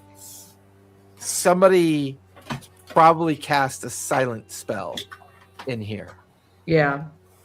Something is definitely wrong. My ears are twitching, trying to hear something. I'm gonna do a quick light sprint and slap Balagon on the leg to try to wake him up. Yeah, you go to sprint over, and about 5 feet before you cross the magic circle to get into where Balagon is, you run into something. You bounce off of this strange invisible force around you, and you begin to place your hands to the right and left. Something has surrounded the wagon outside of the effect of the magical circle, and it's this strange, heavy, invisible barrier. Out of the corner of your eye, you catch the sight of a shadow up in the rafters of the stable. You kind of briefly look up and you see two yellowish red eyes staring down at you. Give me a wisdom. Oh, no. It's not a wisdom save. Give me an intelligence save, if you would, Okay. please. That's actually better. It's a 22. 22. Nice. You feel the beginnings of something penetrating the surface of your mind. While your thoughts, your surface thoughts are revealed to whoever's staring at you, you get the feeling that they tried to pursue deeper, like they tried to force themselves deeper into your mind as you recognize the tertiary effects of detect thoughts and your ability to resist that ability to get down. But there's a different kind of psychic feeling to it. It's almost as if the power came from their eyes. They're a good 20 feet above you. They begin to smile. You could see bright white teeth and the silhouette of a figure. And then you hear kind of emanating from up out of the shadows in the darkness. But what do we have here? She's not affected by that. They silently drop. And you notice they make no noise as soon as they get within 10 feet of you. They stand there and their eyes just glare at you. You watch as their hand rests on their belt, a very beautiful, ornate saber. You can see that they're wearing a long black duster jacket. They also carry a a large duster hat that brims over the edge. You can see that on their back, they carry what looks to be a spear or maybe even a pike. There's something about this person. They're able to talk to you, but their mouth never moves. You feel this psychic energy emanating off this person. I recommend that you walk away. This journey is not worth it. What is inside the wagon means death for so many. I think it's in your best interest that you allow me to take it. The figure walks a little bit closer. You're like 15 feet away. They're inching a little bit closer towards the wagon. They look down, and you notice that they see recognition of the magic circle. They quickly look over to Mother Superior, who's quietly sleeping off to the side. I have a pistol that I'm gonna pull out and be like, don't move. This is mine. It's worth 100,000 gold to me.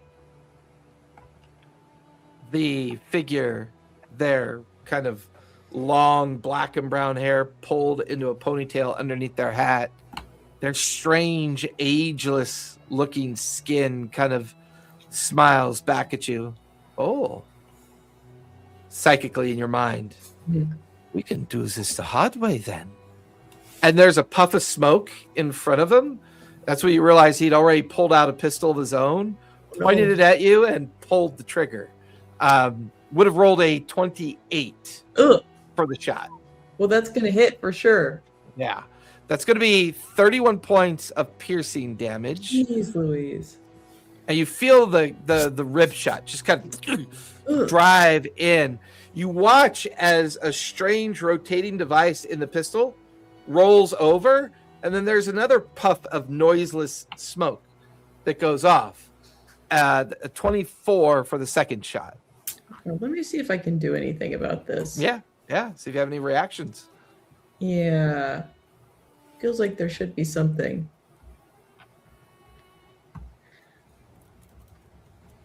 You're a Psy warrior, right? Don't you have psychic stuff you can do? I think I might have like a shield or something.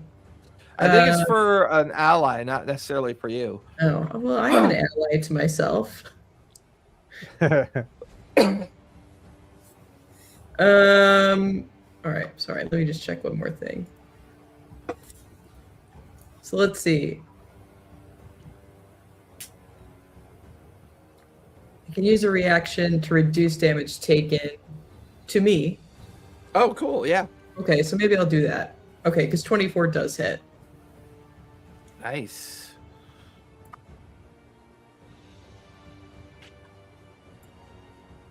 Let me roll for damage because this is second shot. That's going to be 18 points of piercing damage for the second shot. Okay, so I can do...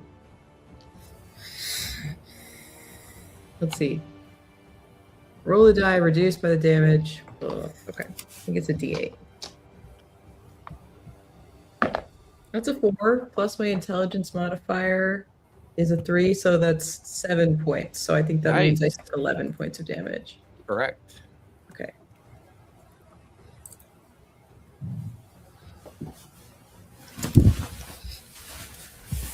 And what would you like to do in response? Yeah, I would love to fire back. Yeah, go for it.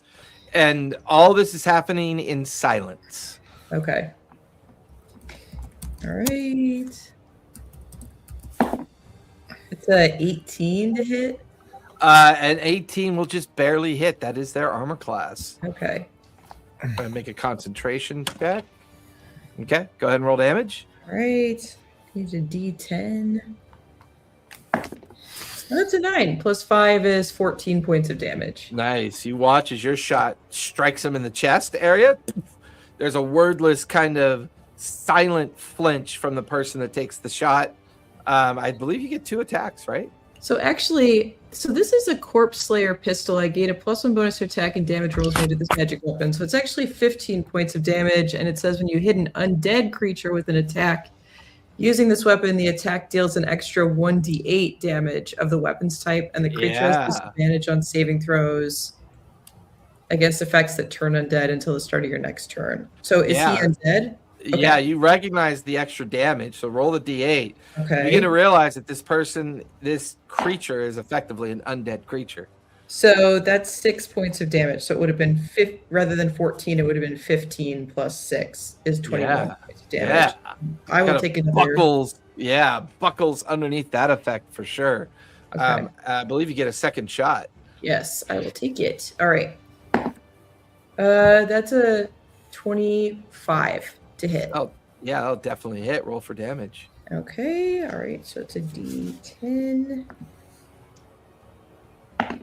That's a 6 plus 5 is 11 plus another D8 is 3. So 14 points of damage. Nice. They shift and move surprisingly quickly. And every time they move, there's almost like a blur of energy that warps around them. They quickly tuck away their pistol, pull out their saber, come charging in at you with their saber. Both of those are actually definitely going to miss. I rolled a 4 and a 7. Oh, awesome. And as they come charging in at you, they're kind of exposed while they attack you, giving you an opportunity here. What would you like to do? Well, can I, if they're up close with me, can I take a slash with my great axe? Absolutely. Okay. Okay. Oh, that's a nat 20 plus 8 is a 28. Nice. And that 20s are max crits. Nice. Max all your dice rolls, and then roll them again. Okay, so it would be 1d12 plus 4. So I'll only use the plus 4 once. Right. So I'll get 12 plus 4 would be 16, and then I roll another d12. Correct. Okay. And I believe you can spend psionic dice to do more damage if you want to. I think that's right. What even does a d12 look like? It's the smaller D20. Oh, it's this guy. Okay. Yeah. Dodecahedron. Oh my god. Dodecahedron. That's a 2. All right. So that is, well, thank goodness it was a crit. So that's 12 plus 4 is 16 plus 2 is 18 points of damage. Yep. Do you want to expend any psionic dice? Oh, yes. And then the psionic dice. Let's see. So I have a wellspring of psionic energy. Yeah, psionic dice plus the damage you rolled plus your intelligence modifier. So that should be like a D8. Once on each of your turns, immediately after you hit a target, expend 1 psionic energy die, rolling it and dealing force damage to the target equal to the number rolled plus your intelligence. Okay. So keep in mind that's a dice roll that's maxed. So the psionic dice is maxed and then rolled again. Oh, awesome. Okay, Yeah. so It's the beauty of max crit. You always want to make sure that anything you can do with dice, you want to be able to do because you get to max those rolls. yeah, that's great. So Okay, it's a so psionic smite. all right. So I will get an 8 Okay. plus 3 for the like intelligence modifier is 11. Plus then I rolled a 2, so that would be 13. 13. Yeah, this guy's staggered, unable to riposte against you. You kind of bring the axe down, cleaving into his shoulder, and his shoulder kind of like takes the full brunt of the blow. And you watch as the flesh, bone, and tissue rip open, but then it slowly begins to stitch closed as you strike into his shoulder. Is your axe magical? I believe so. It's a Corpse Slayer great axe. Then you're going with a theme: Corpse Slayer gun and great axe. I love it. Yeah, you watch as while some of the damage seems to be regenerative, the creature's shoulder definitely shows damage that you did to it, but it also is quickly trying to heal from the damage as well. You get a second attack. Is there still no sound? Still I'm- wordlessly. This battle that's raging between the two of you is in total silence. Okay, that was a thing that I was curious about, because if he cast silence, did he roll to maintain a concentration on it, or is it a different effect? It's a silent effect, but he used it very differently. Okay. Okay. Can you move us with your mind? So it's like I can do cool psychic stuff, but it's pretty much all physical. So I was like gonna try and just throw a rock at one of you guys, but I don't know if it's gonna get through this barrier. Because I think both Balagon and Mother Superior are on the wagon, correct? Yeah, correct. Yes. I was looking at telekinetic movement. You can move an object or creature with your mind as a magic action. Choose a target you can see within 30 feet. Yeah, I can move them if they're within 30 feet, and it has to be. Let's see. My thought was like, just pull me off the Pull chair. you guys out. Yeah. Yeah. So do I have an action to do that, or do I just have? Well, an take attack? your second attack for starters. Right, okay. Because you definitely have staggered this guy. All right. Awesome. That's 23. 23. That'll hit as well. Go ahead and roll for damage. Okay. So You get the extra D8. okay. God, that's another 2 plus 3 is 5, and I get a D8 because it's the Corpse Slayer thing. Yep. Okay. Plus another 3. So that's it's not that good. That's 8 points of damage. Okay. At which point you realize that although the barrier is there to stop you from getting to them, this creature may not know your full capabilities because he was unable to penetrate into your mind. Mm-hmm. You reach out and you tug at Balagon. You just kind of tug at his physical form.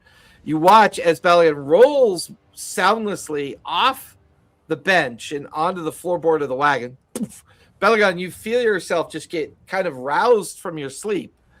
And through the silence of the cold night and this like strange cold feeling, you can see Sage is about 40 feet away, and she is battling with this nefarious looking individual. They are pretty heavily wounded. Sage has taken some damage and some wounds herself. But the funny thing is you can't hear them.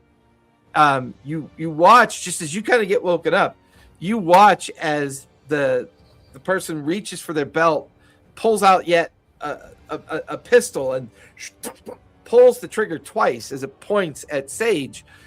Soundlessly, the puff of smoke goes off. Let's see if she gets hit. One miss. One's a natural 19, so I'm pretty sure that's going to hit. 19 plus 8 is going to be 10 plus 7. That's 17 points of piercing damage. Right. And as those two shots go off soundlessly, you begin to realize you can't hear yourself either. I was getting ready to ask. Yeah, it's you're like looking, but currently Sage and this person are engaged in a back and forth, giving you an opportunity at this point. I'm gonna grab my halberd by close to the head and sling it back and try to bat Isadora with it. Yeah. And then Isadora, you feel something strike you on the shoulder, and you're immediately awake. And I'm gonna hop down from the wagon, go in a rage, and take off. So as you hop down from the wagon, and you're like, you go into a rage, a silent rage, as you start running towards, you hit a force barrier that you just kind of bounce off of, and it kind of knocks you back and away. At that point, Sage, you and the person you're fighting look over to see Balagon kind of like bounce off the force barrier. The creature that you're fighting kind of smirks with a kind of sinister grin as he kind of lunges in towards you, Sage. You get your 2 attacks. What would you like to do? Wait.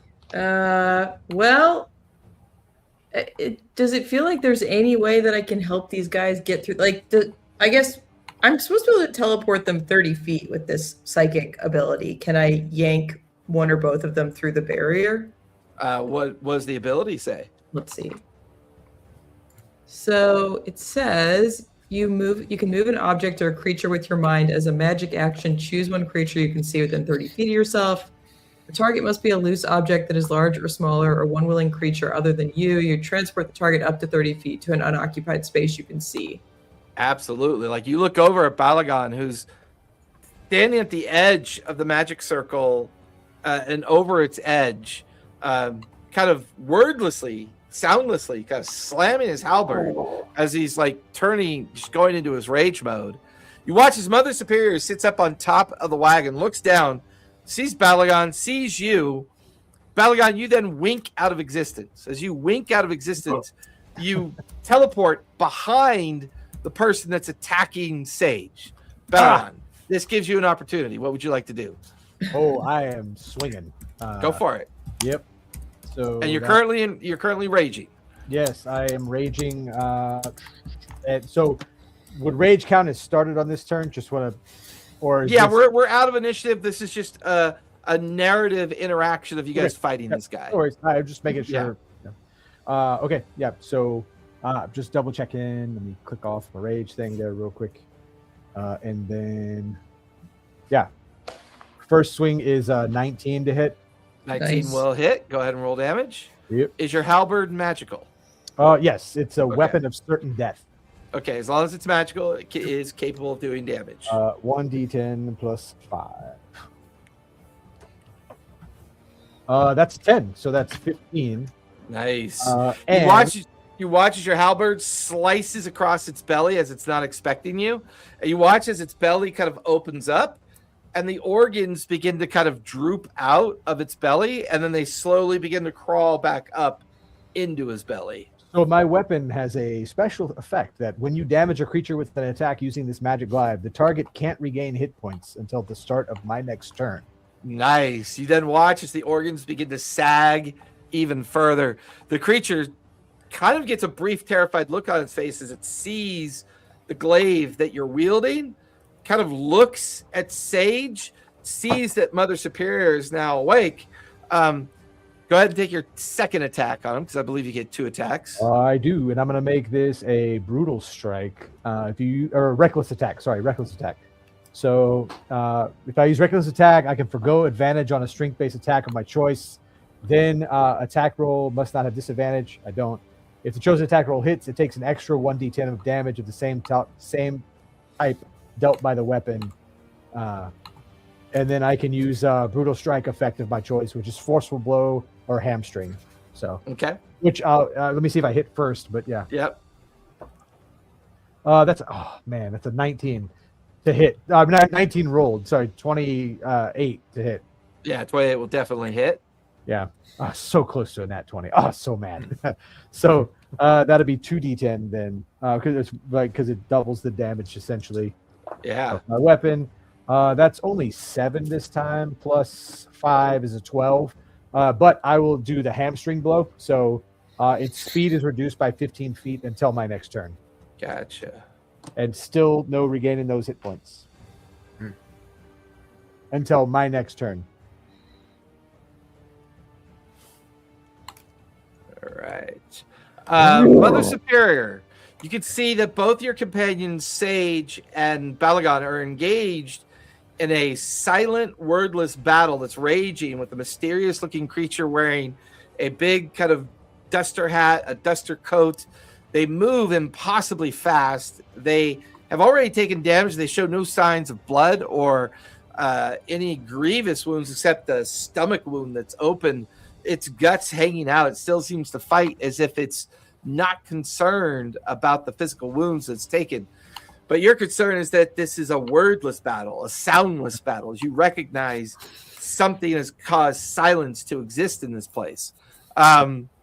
You have an opportunity here, Isadora. What would you like to do? I want to immediately fly directly upwards, as far as I'm able, to see if I can find the edge of this. You begin to fly 10 feet upwards into the rafters, but before you can reach the rafters, you feel your head hit some kind of invisible barrier above you. You press your hands against it. It's some kind of force barrier that you don't seem to be able to physically get through. All right, let me check one thing.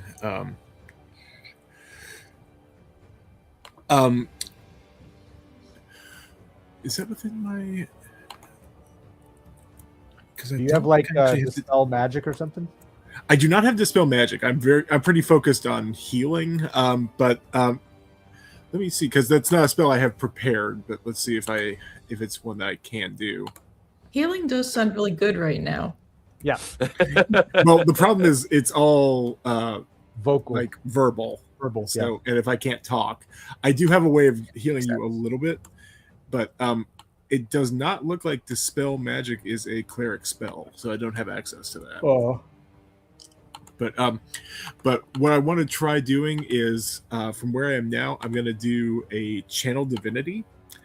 Make sure something. Make sure there's no vocal involved. Verbal. I'm reading it now, and I don't believe there is on this. Okay. It keeps popping up and stuff. But yeah, I present my holy symbol and censure undead creatures. Each undead creature of your choice within 30 feet of you must make a DC 17 saving throw. So I kind of fly down and try to get to like the edge of this field. So try to get as close to our boy as possible. Yeah, like you kind of drift off the top of the wagon. You land in amongst your magic circle. You get to about 5 feet outside your magic circle, and that's when you run into the barrier again. They're all engaged in fighting each other some 30 feet away from where you are. Okay. So I want to go ahead and try to do a turn undead on him. So that's just a ability. So he has to make a DC 17 wisdom saving throw. And I believe it's a disadvantage because Sage of the weapon that you hit him with. You're on mute, by the way, if you're chatting. Oh, sorry about that. Yeah, it says you hit him, deals 1d8, disadvantage on saving throws against effects that turn undead until the start of my next turn. So I guess, in fairness, I do think I've had another turn since I hit him with the pistol. No, that's fine. Yeah, he is going to fail that. You watch as a bright glow of energy emanates from where Isadora is. It washes over the two of you, and it washes over the person that you're fighting. You then watch that person turn into a cloud of hundreds of tiny little bats. Hey, before he can roll it off, this is a stack-on effect to that. So when that happens, because this is the turn undead is a necessary part of that, I can also use Seer Undead, which is 5d8 radiant damage. Ooh. Yeah, go for it. Yeah, roll for damage. Nice. And he can't heal. Yep. No, he cannot. That is 20 radiant damage. So with that, you watch as the cloud of bats begin to form, but the radiant energy begins to tear into the cloud. You watch as the transformation is stopped. The creature's kind of like physical affect suddenly kind of staggers forward and then just falls over, unmoving, onto the ground. Ah, yes. Oh, this is what I'm is here. the effect? I am hurt. Like you can see Balion yelling and making noise, but he's not saying anything. Sage is like holding onto the hole in her chest, like holding onto the bullet wound that's leaking blood. Okay. She's like wordlessly talking to you. So I'm just gonna like hold up a finger real fast, and then I'm gonna use my channel divinity again because I get 3 uses of it. Yeah. And I just saw this thing. It is preserve life, and would you consider Sage bloodied? Oh yeah. Yeah, Sage is definitely bloodied. So, is she within 30 feet of me? Yes. Okay, so I'm going to use channel divinity preserve life. All of my buddies within that circle, so both of you, but I don't think Balgon's taking any damage. You get 50 HP back. But well, I'm sorry, it's only bloodied creatures, so you get 50 back. Ooh, thank you. Oh my god, I'm back up to full. I wasn't even touched. Yeah, it's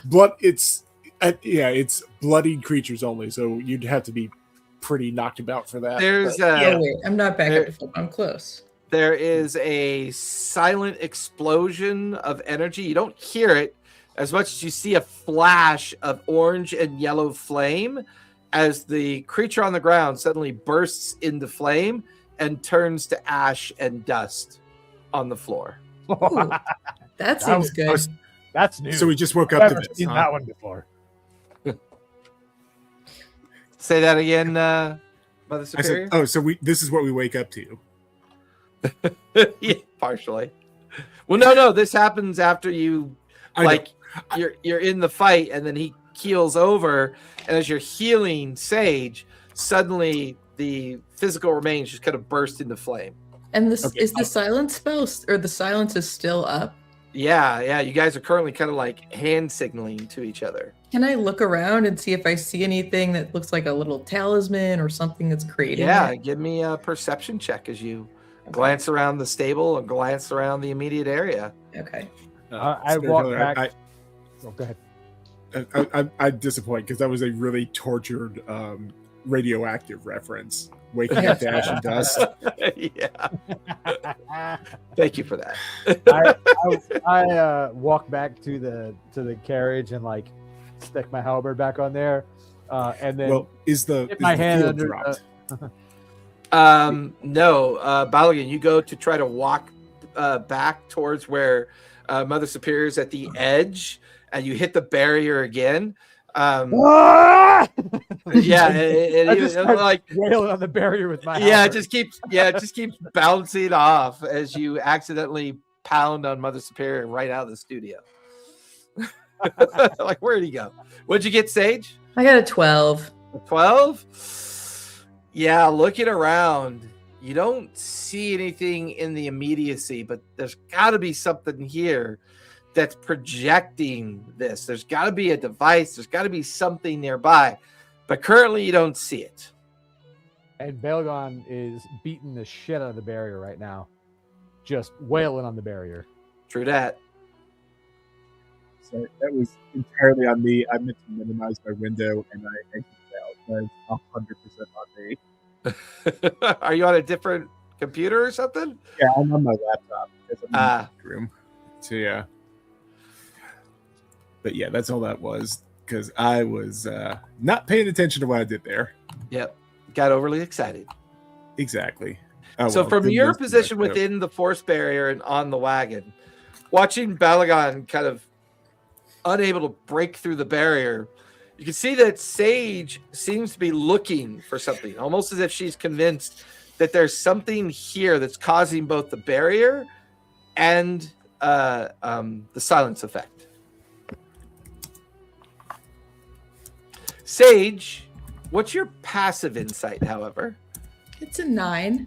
9? Boy, you are just a bruiser, aren't But you? my passive investigation is a 17. Okay, that would be more apt for your skill set. Okay. Kind Oh, of like looking up into the rafters of the stable, you do recall that this creature was up in those rafters when it kind of ambushed down into the area that you guys fought. I'll do a big hop up into the rafters. Yeah, you kind of scale up the nearby column, leap up, grab onto one of the timbers, pull yourself up into the timber, and sure enough, you see two devices. They seem to be wards that are strategically placed right over the wagon.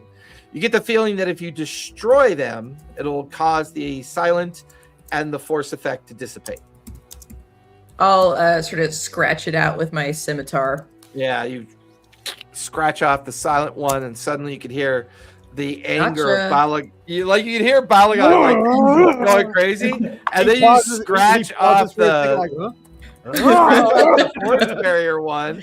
Just as he takes a wild swing, the barrier drops, and the glaive kind of keels over with him. The two of them tumbling onto the ground now that the barrier and the silence effect are both gone. Aha! Broke it. Got it. Oh, you got it. Okay. Yeah, you watch Sage kind of drop from the rafters down amongst you. So far, you can't help but notice that no one has come to the stable. Not that there was much noise, but even quiet. with the recovery and Balagon kind of being loud and a bit kind of over the top, the two stable workers are still unmoving in their beds, in the cots. I'll pad over to go check on them. You go I'm over, gonna you do can the same. see, yeah, you can see dried blood coursing from their necks. They are pale white and they appear to be dead. They've probably been dead for at least maybe 5 to 10 minutes. Okay, so I can't really revivify them. Unfortunately not.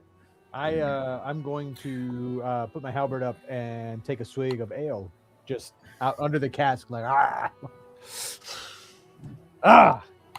good battle got me all warmed up, right? Let's go. Should we check out the inn? We got more Yeah, shit that- to do? Yeah.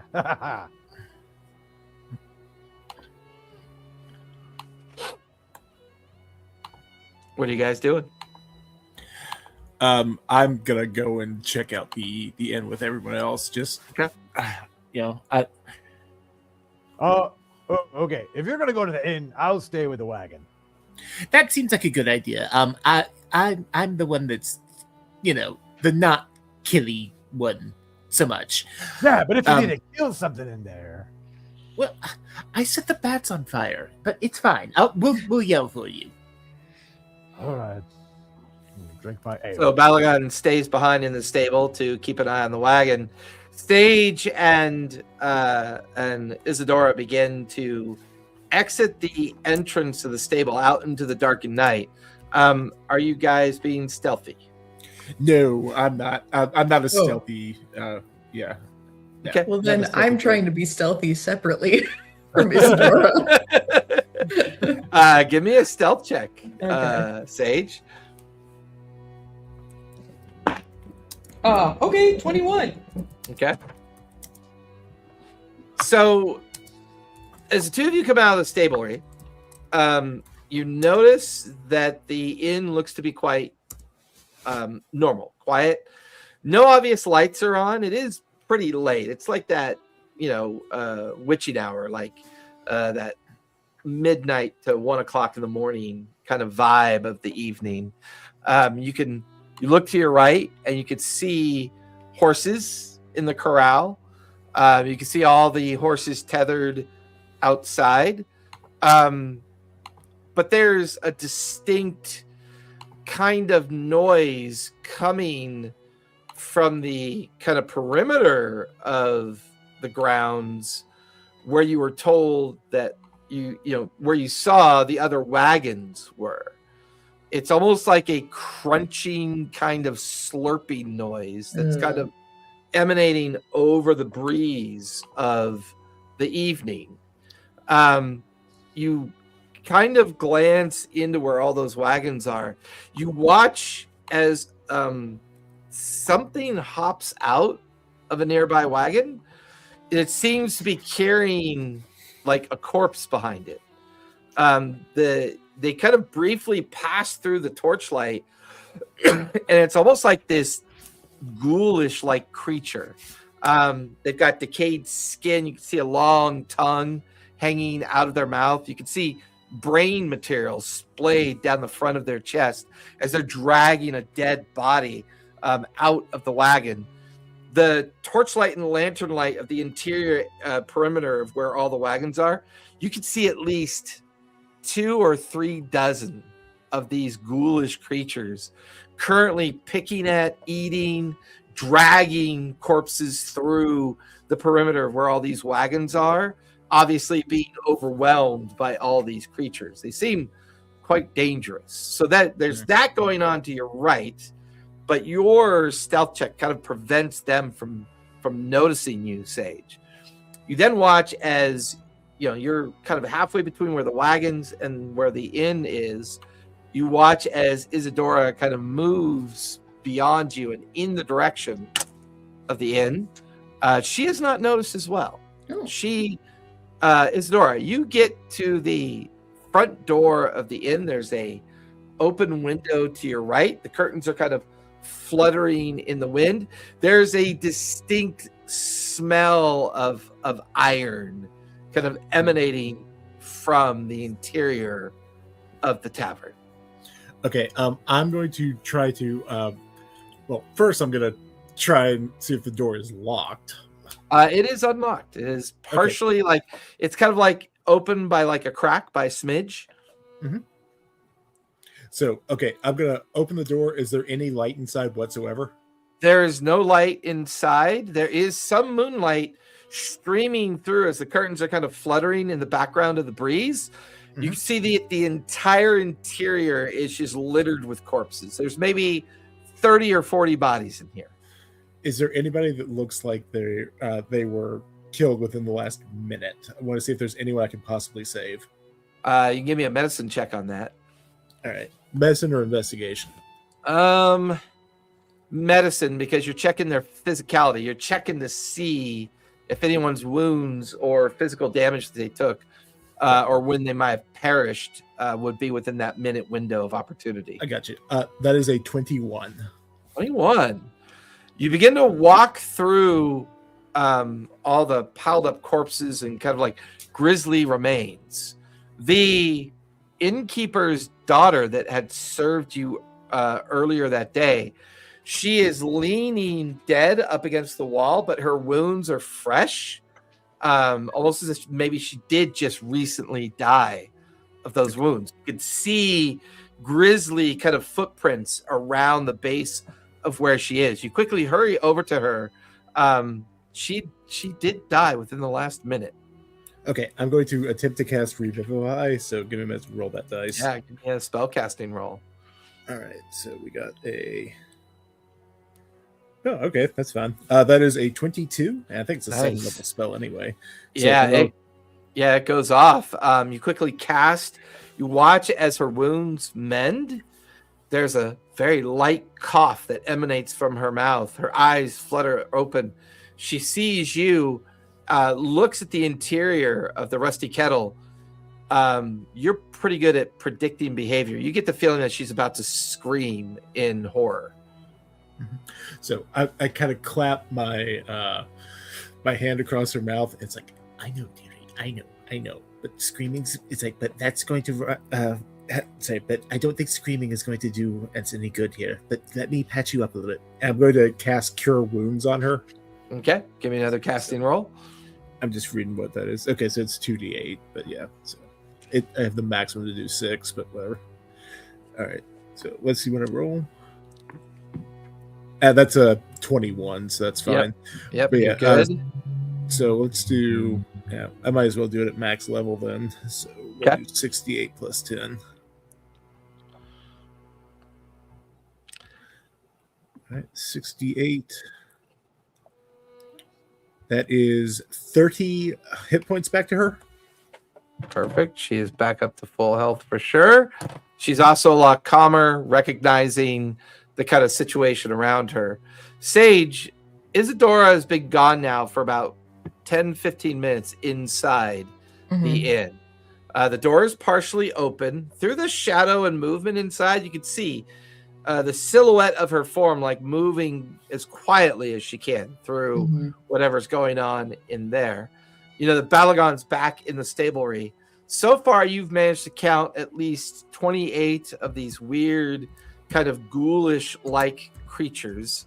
Give me another perception check as you glance around. Okay. Nat 20 for 23. Nice. Perched up on the rooftop of the inn, kind of at the apex of where the eave of the roof comes to the very top, and where the kind of chimney of the fireplace on the interior kind of picks up. You can see a creature is kind of standing on these two very big, kind of strange textured like legs.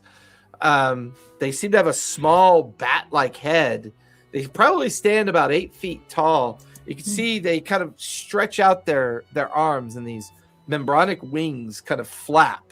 And this creature seems to be like staring out across the space.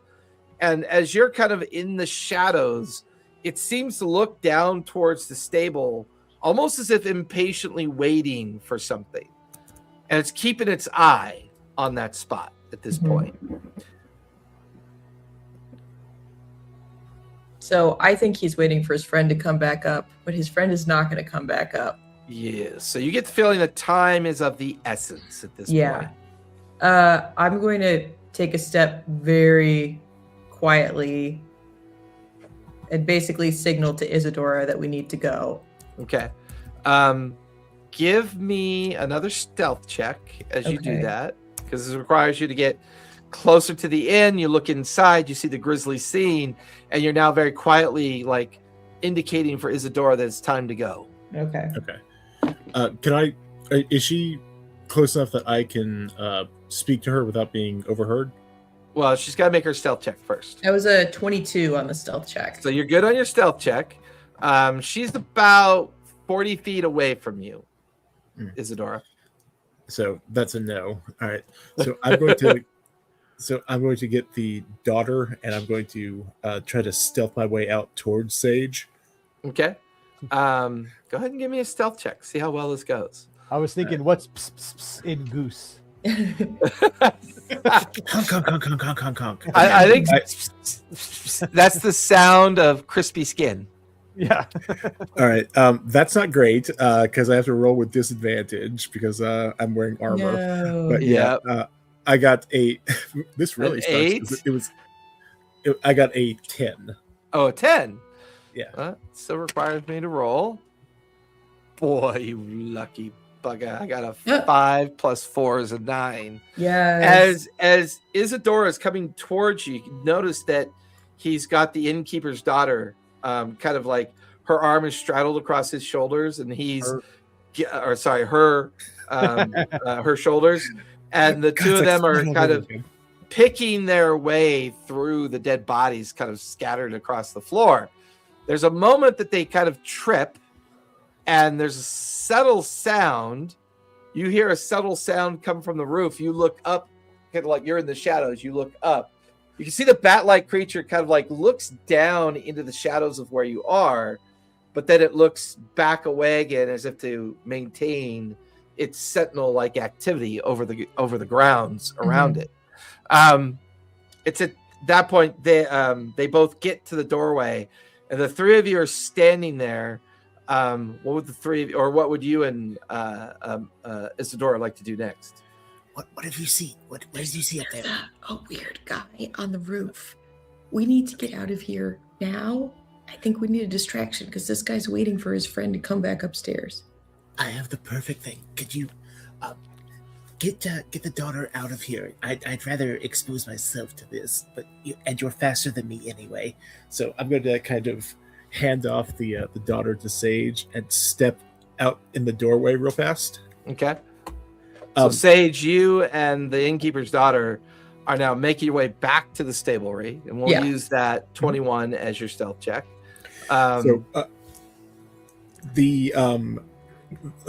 bat-like creature on the roof, how far away is it from me right now? From the entry into the inn, and you looking up from that entry point at the creature, it's approximately 30 feet away from you at a slight angle. Okay, so I want to kind of put myself in. I'm trying to think how to describe this, like just inside the doorway so that I'm not exposed, because I don't have to be able to. What I want to do, I don't need to be in like line of sight for this. But you don't need to see your target. Correct. Okay, gotcha. So I don't need to see it. So I'm trying to give myself cover, but also like position myself to run away very fast. Okay. And I'm going to cast Daylight centered on that guy. Ooh, I love it. Yeah. I love it. So let me roll to see if it goes off. Give me a spell casting roll for that one.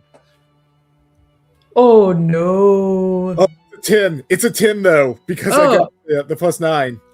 Yeah, but it's a what Daylight's level not a spell first is it? level spell. Is it?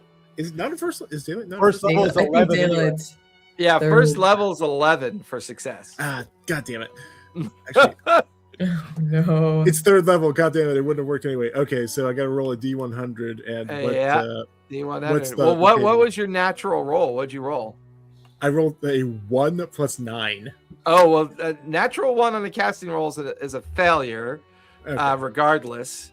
And it also is an effect of the power cast surge table. So everything on this table is bad. So go ahead and give me a D100. This is actually going to be a 1-shot, not a 2-shot. No. Because two of us are okay. That's true. And It'll just be also, them playing next time. I think Baelgon stayed at the wagon because he would have like taken off and started just wailing on shit. Yeah. This is All right, true. give me This one is second. true. But he's about to. If he hears this crazy noise, he's not gonna wait at the wagon. Sorry, I'm trying to find a place to do a D100 because I hate this stupid roll a 2D10. You could just get a dice like Ryan has. Yeah, well, I don't want to. Yeah, spend that Callista much has because one of I those too, do one of those big D100 dice, a Yep. single dice. Yeah. You got to get Basically, to a it's Ren weird. Fair. But I always feel like that dice will always like land on certain numbers all the time. It just like it's a weird dice. First time he All right, rolled, every- he got 100. I remember. Pretty sweet. Yeah. I got a 35. 30. Pretty good. Pretty good, probably. Yeah, sure. Yeah. Arcane Whiplash immediately goes off. Since there's no one within 10 feet of you, only you take 32 points of force damage. Arcane Whiplash also causes the spell to actually go off, but it becomes an uncontrollable effect. So Okay. you watch as the force effect of the failed spell kind of like rebounds into you, and you feel the force damage of the arcane energy come out of you. You then watch as your undirected and untargeted sunlight spell arcs up into the sky and like erupts into like this explosion of sunlight energy across the horizon. You hear So, dozens of creatures kind of like hiss in pain. You hear angry chattering sounds. Balagon, you and Sage notice that the outside grounds of the tavern are suddenly lit up as if it's sunlight outside. Oh, that's not Okay. good. All right. No, Balagon, we got to get out of here so quietly right now. Wagon, So- this girl, we got to go. Hey, Okay, so just to I'm put gonna on that, Yeah. I understand it for story reasons, but it's I gotta a find it. 60-foot sphere, so I don't know if that matters. Like it's got the actual. No, effect not of really, it, because I the don't know. sphere becomes the kind of like explosion of the radiant effect.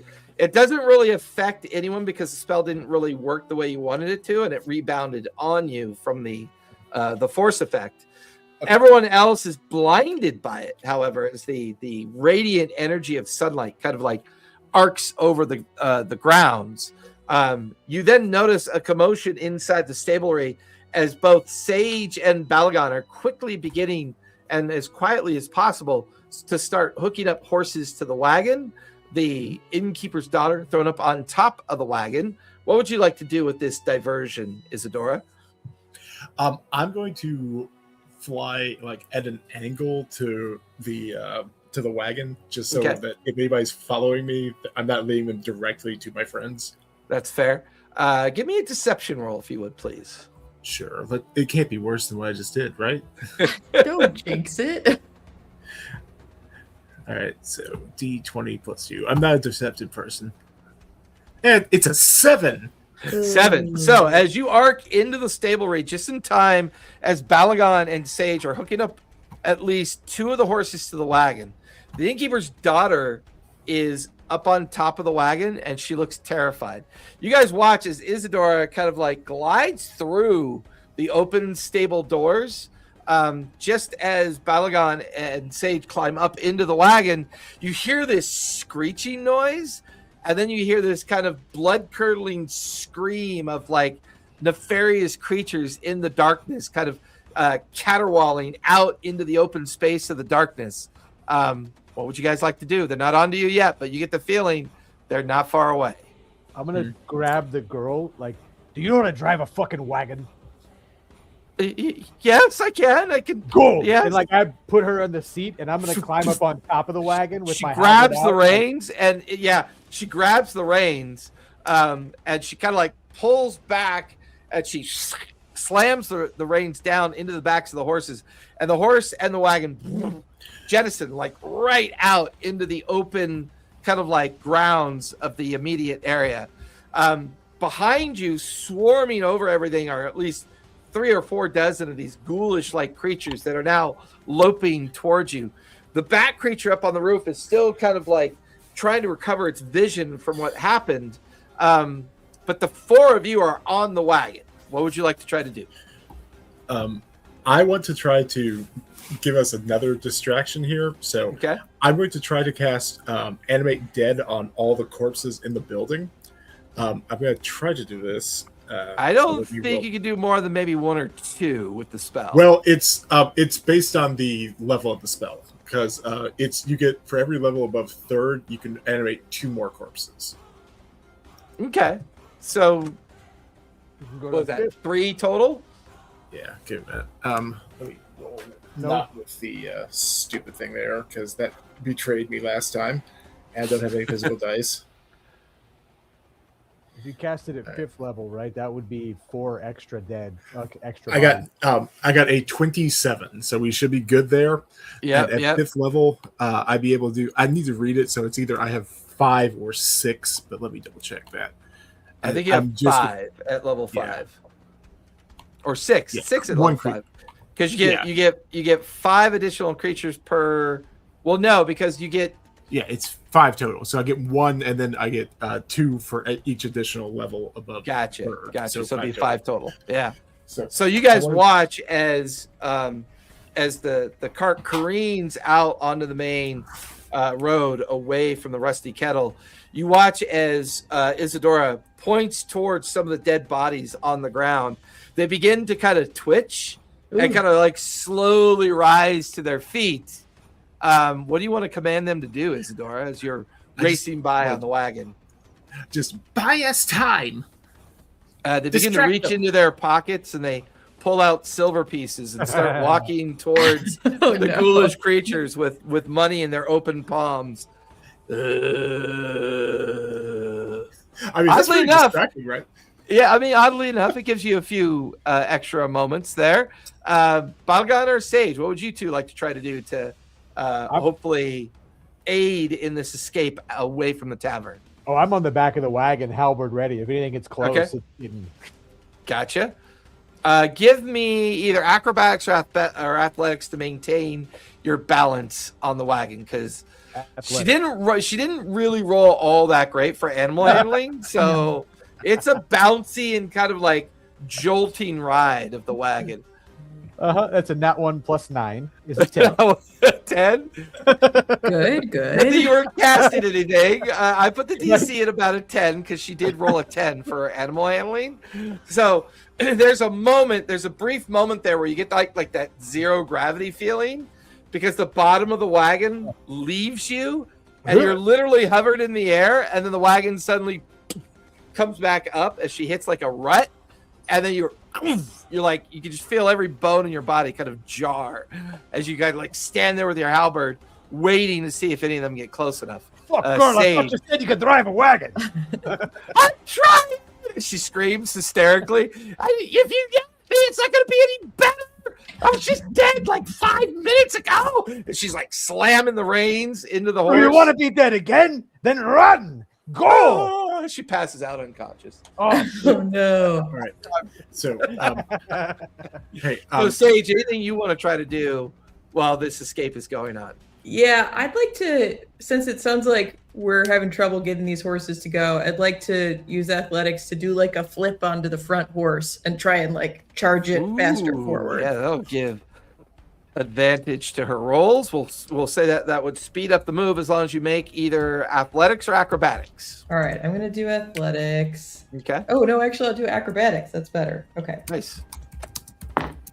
It's am I close enough to Isadora, baby? Oh, okay, that's better. That's a 17. 17. Check her animal handling. That's good. So, as she sees you land, she gets startled at first, but then she recognizes your ears and who you were inside the inn. She then begins to kind of heave onto the reins and heave over, and the two of you are now helping kind of like stabilize and make the horses kind of move a little bit faster. Balagon, as you're on the rear watching this, where are you at, Isadora. Are you on the wagon as well? Or are you still flying? Uh-oh. Did I lose him? We might have lost him. He's What's kinda up there. now? I'm sorry. There he is. I didn't hear your question. I'm Are sorry. you on the wagon, or are you still flying as if chasing the wagon? I'm flying. I'm flying above it. Just give me Okay. the target. So Isadora is like slightly above. Balagon, you're on the rear. About 60 feet behind you, you begin to see as these creatures are beginning to swarm over. Then you hear this blood-curdling, shrieking noise that just kind of echoes out and around. You watch as the creatures chase you guys for about 5 minutes, and then they slow down. They kind of turn around and disappear backwards into the night as the horse and as the wagon is just tearing off into the darkness of the night. No longer being chased. Yes. Yay. Oh, I didn't get to kill anything. Oh, well, I got Oh, me. the thoughts and patterns. As the wagon and horse continue on for about maybe an hour out of sheer panic until finally all of you recognize that there's no immediate danger. The wagon begins to slow. You can hear the daughter of the innkeeper kind of breathing heavily in a bit of a panic. You guys feel the wagon slow off to the side of the road, and suddenly it's like tucked up against a nearby tree line. This is when you begin to notice that the sun is beginning to rise on the edge of the horizon. Oh, finally. Finally, we didn't even get to sleep. So I'll look at the innkeeper's daughter. What did you see? What happened? She's like sheet white, and she's panicking. Her mouth is kind of trembling. I don't really remember what happened. I remembered going over to a table that had a very well-dressed man with a duster and a hat, and he was sitting next to somebody that as soon as I got close to them, they just seemed so charming. I couldn't say no to them, and I feel like they were making me like them. Like there was things about them that I didn't like, but my mind was kind of lost to whatever they said to me. I don't really remember what they said, but the next thing I know, I'm in Isadora's arms as she is whispering to me to calm down as I nearly scream in panic, and she helped me out of the building and out of the tavern, and then we were all fleeing for our lives. I don't understand. What were those creatures? What's happened?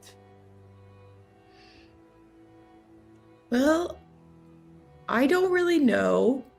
I think we're dealing with vampires, and that guy with the big hat, he's dead. So you don't have to worry about him.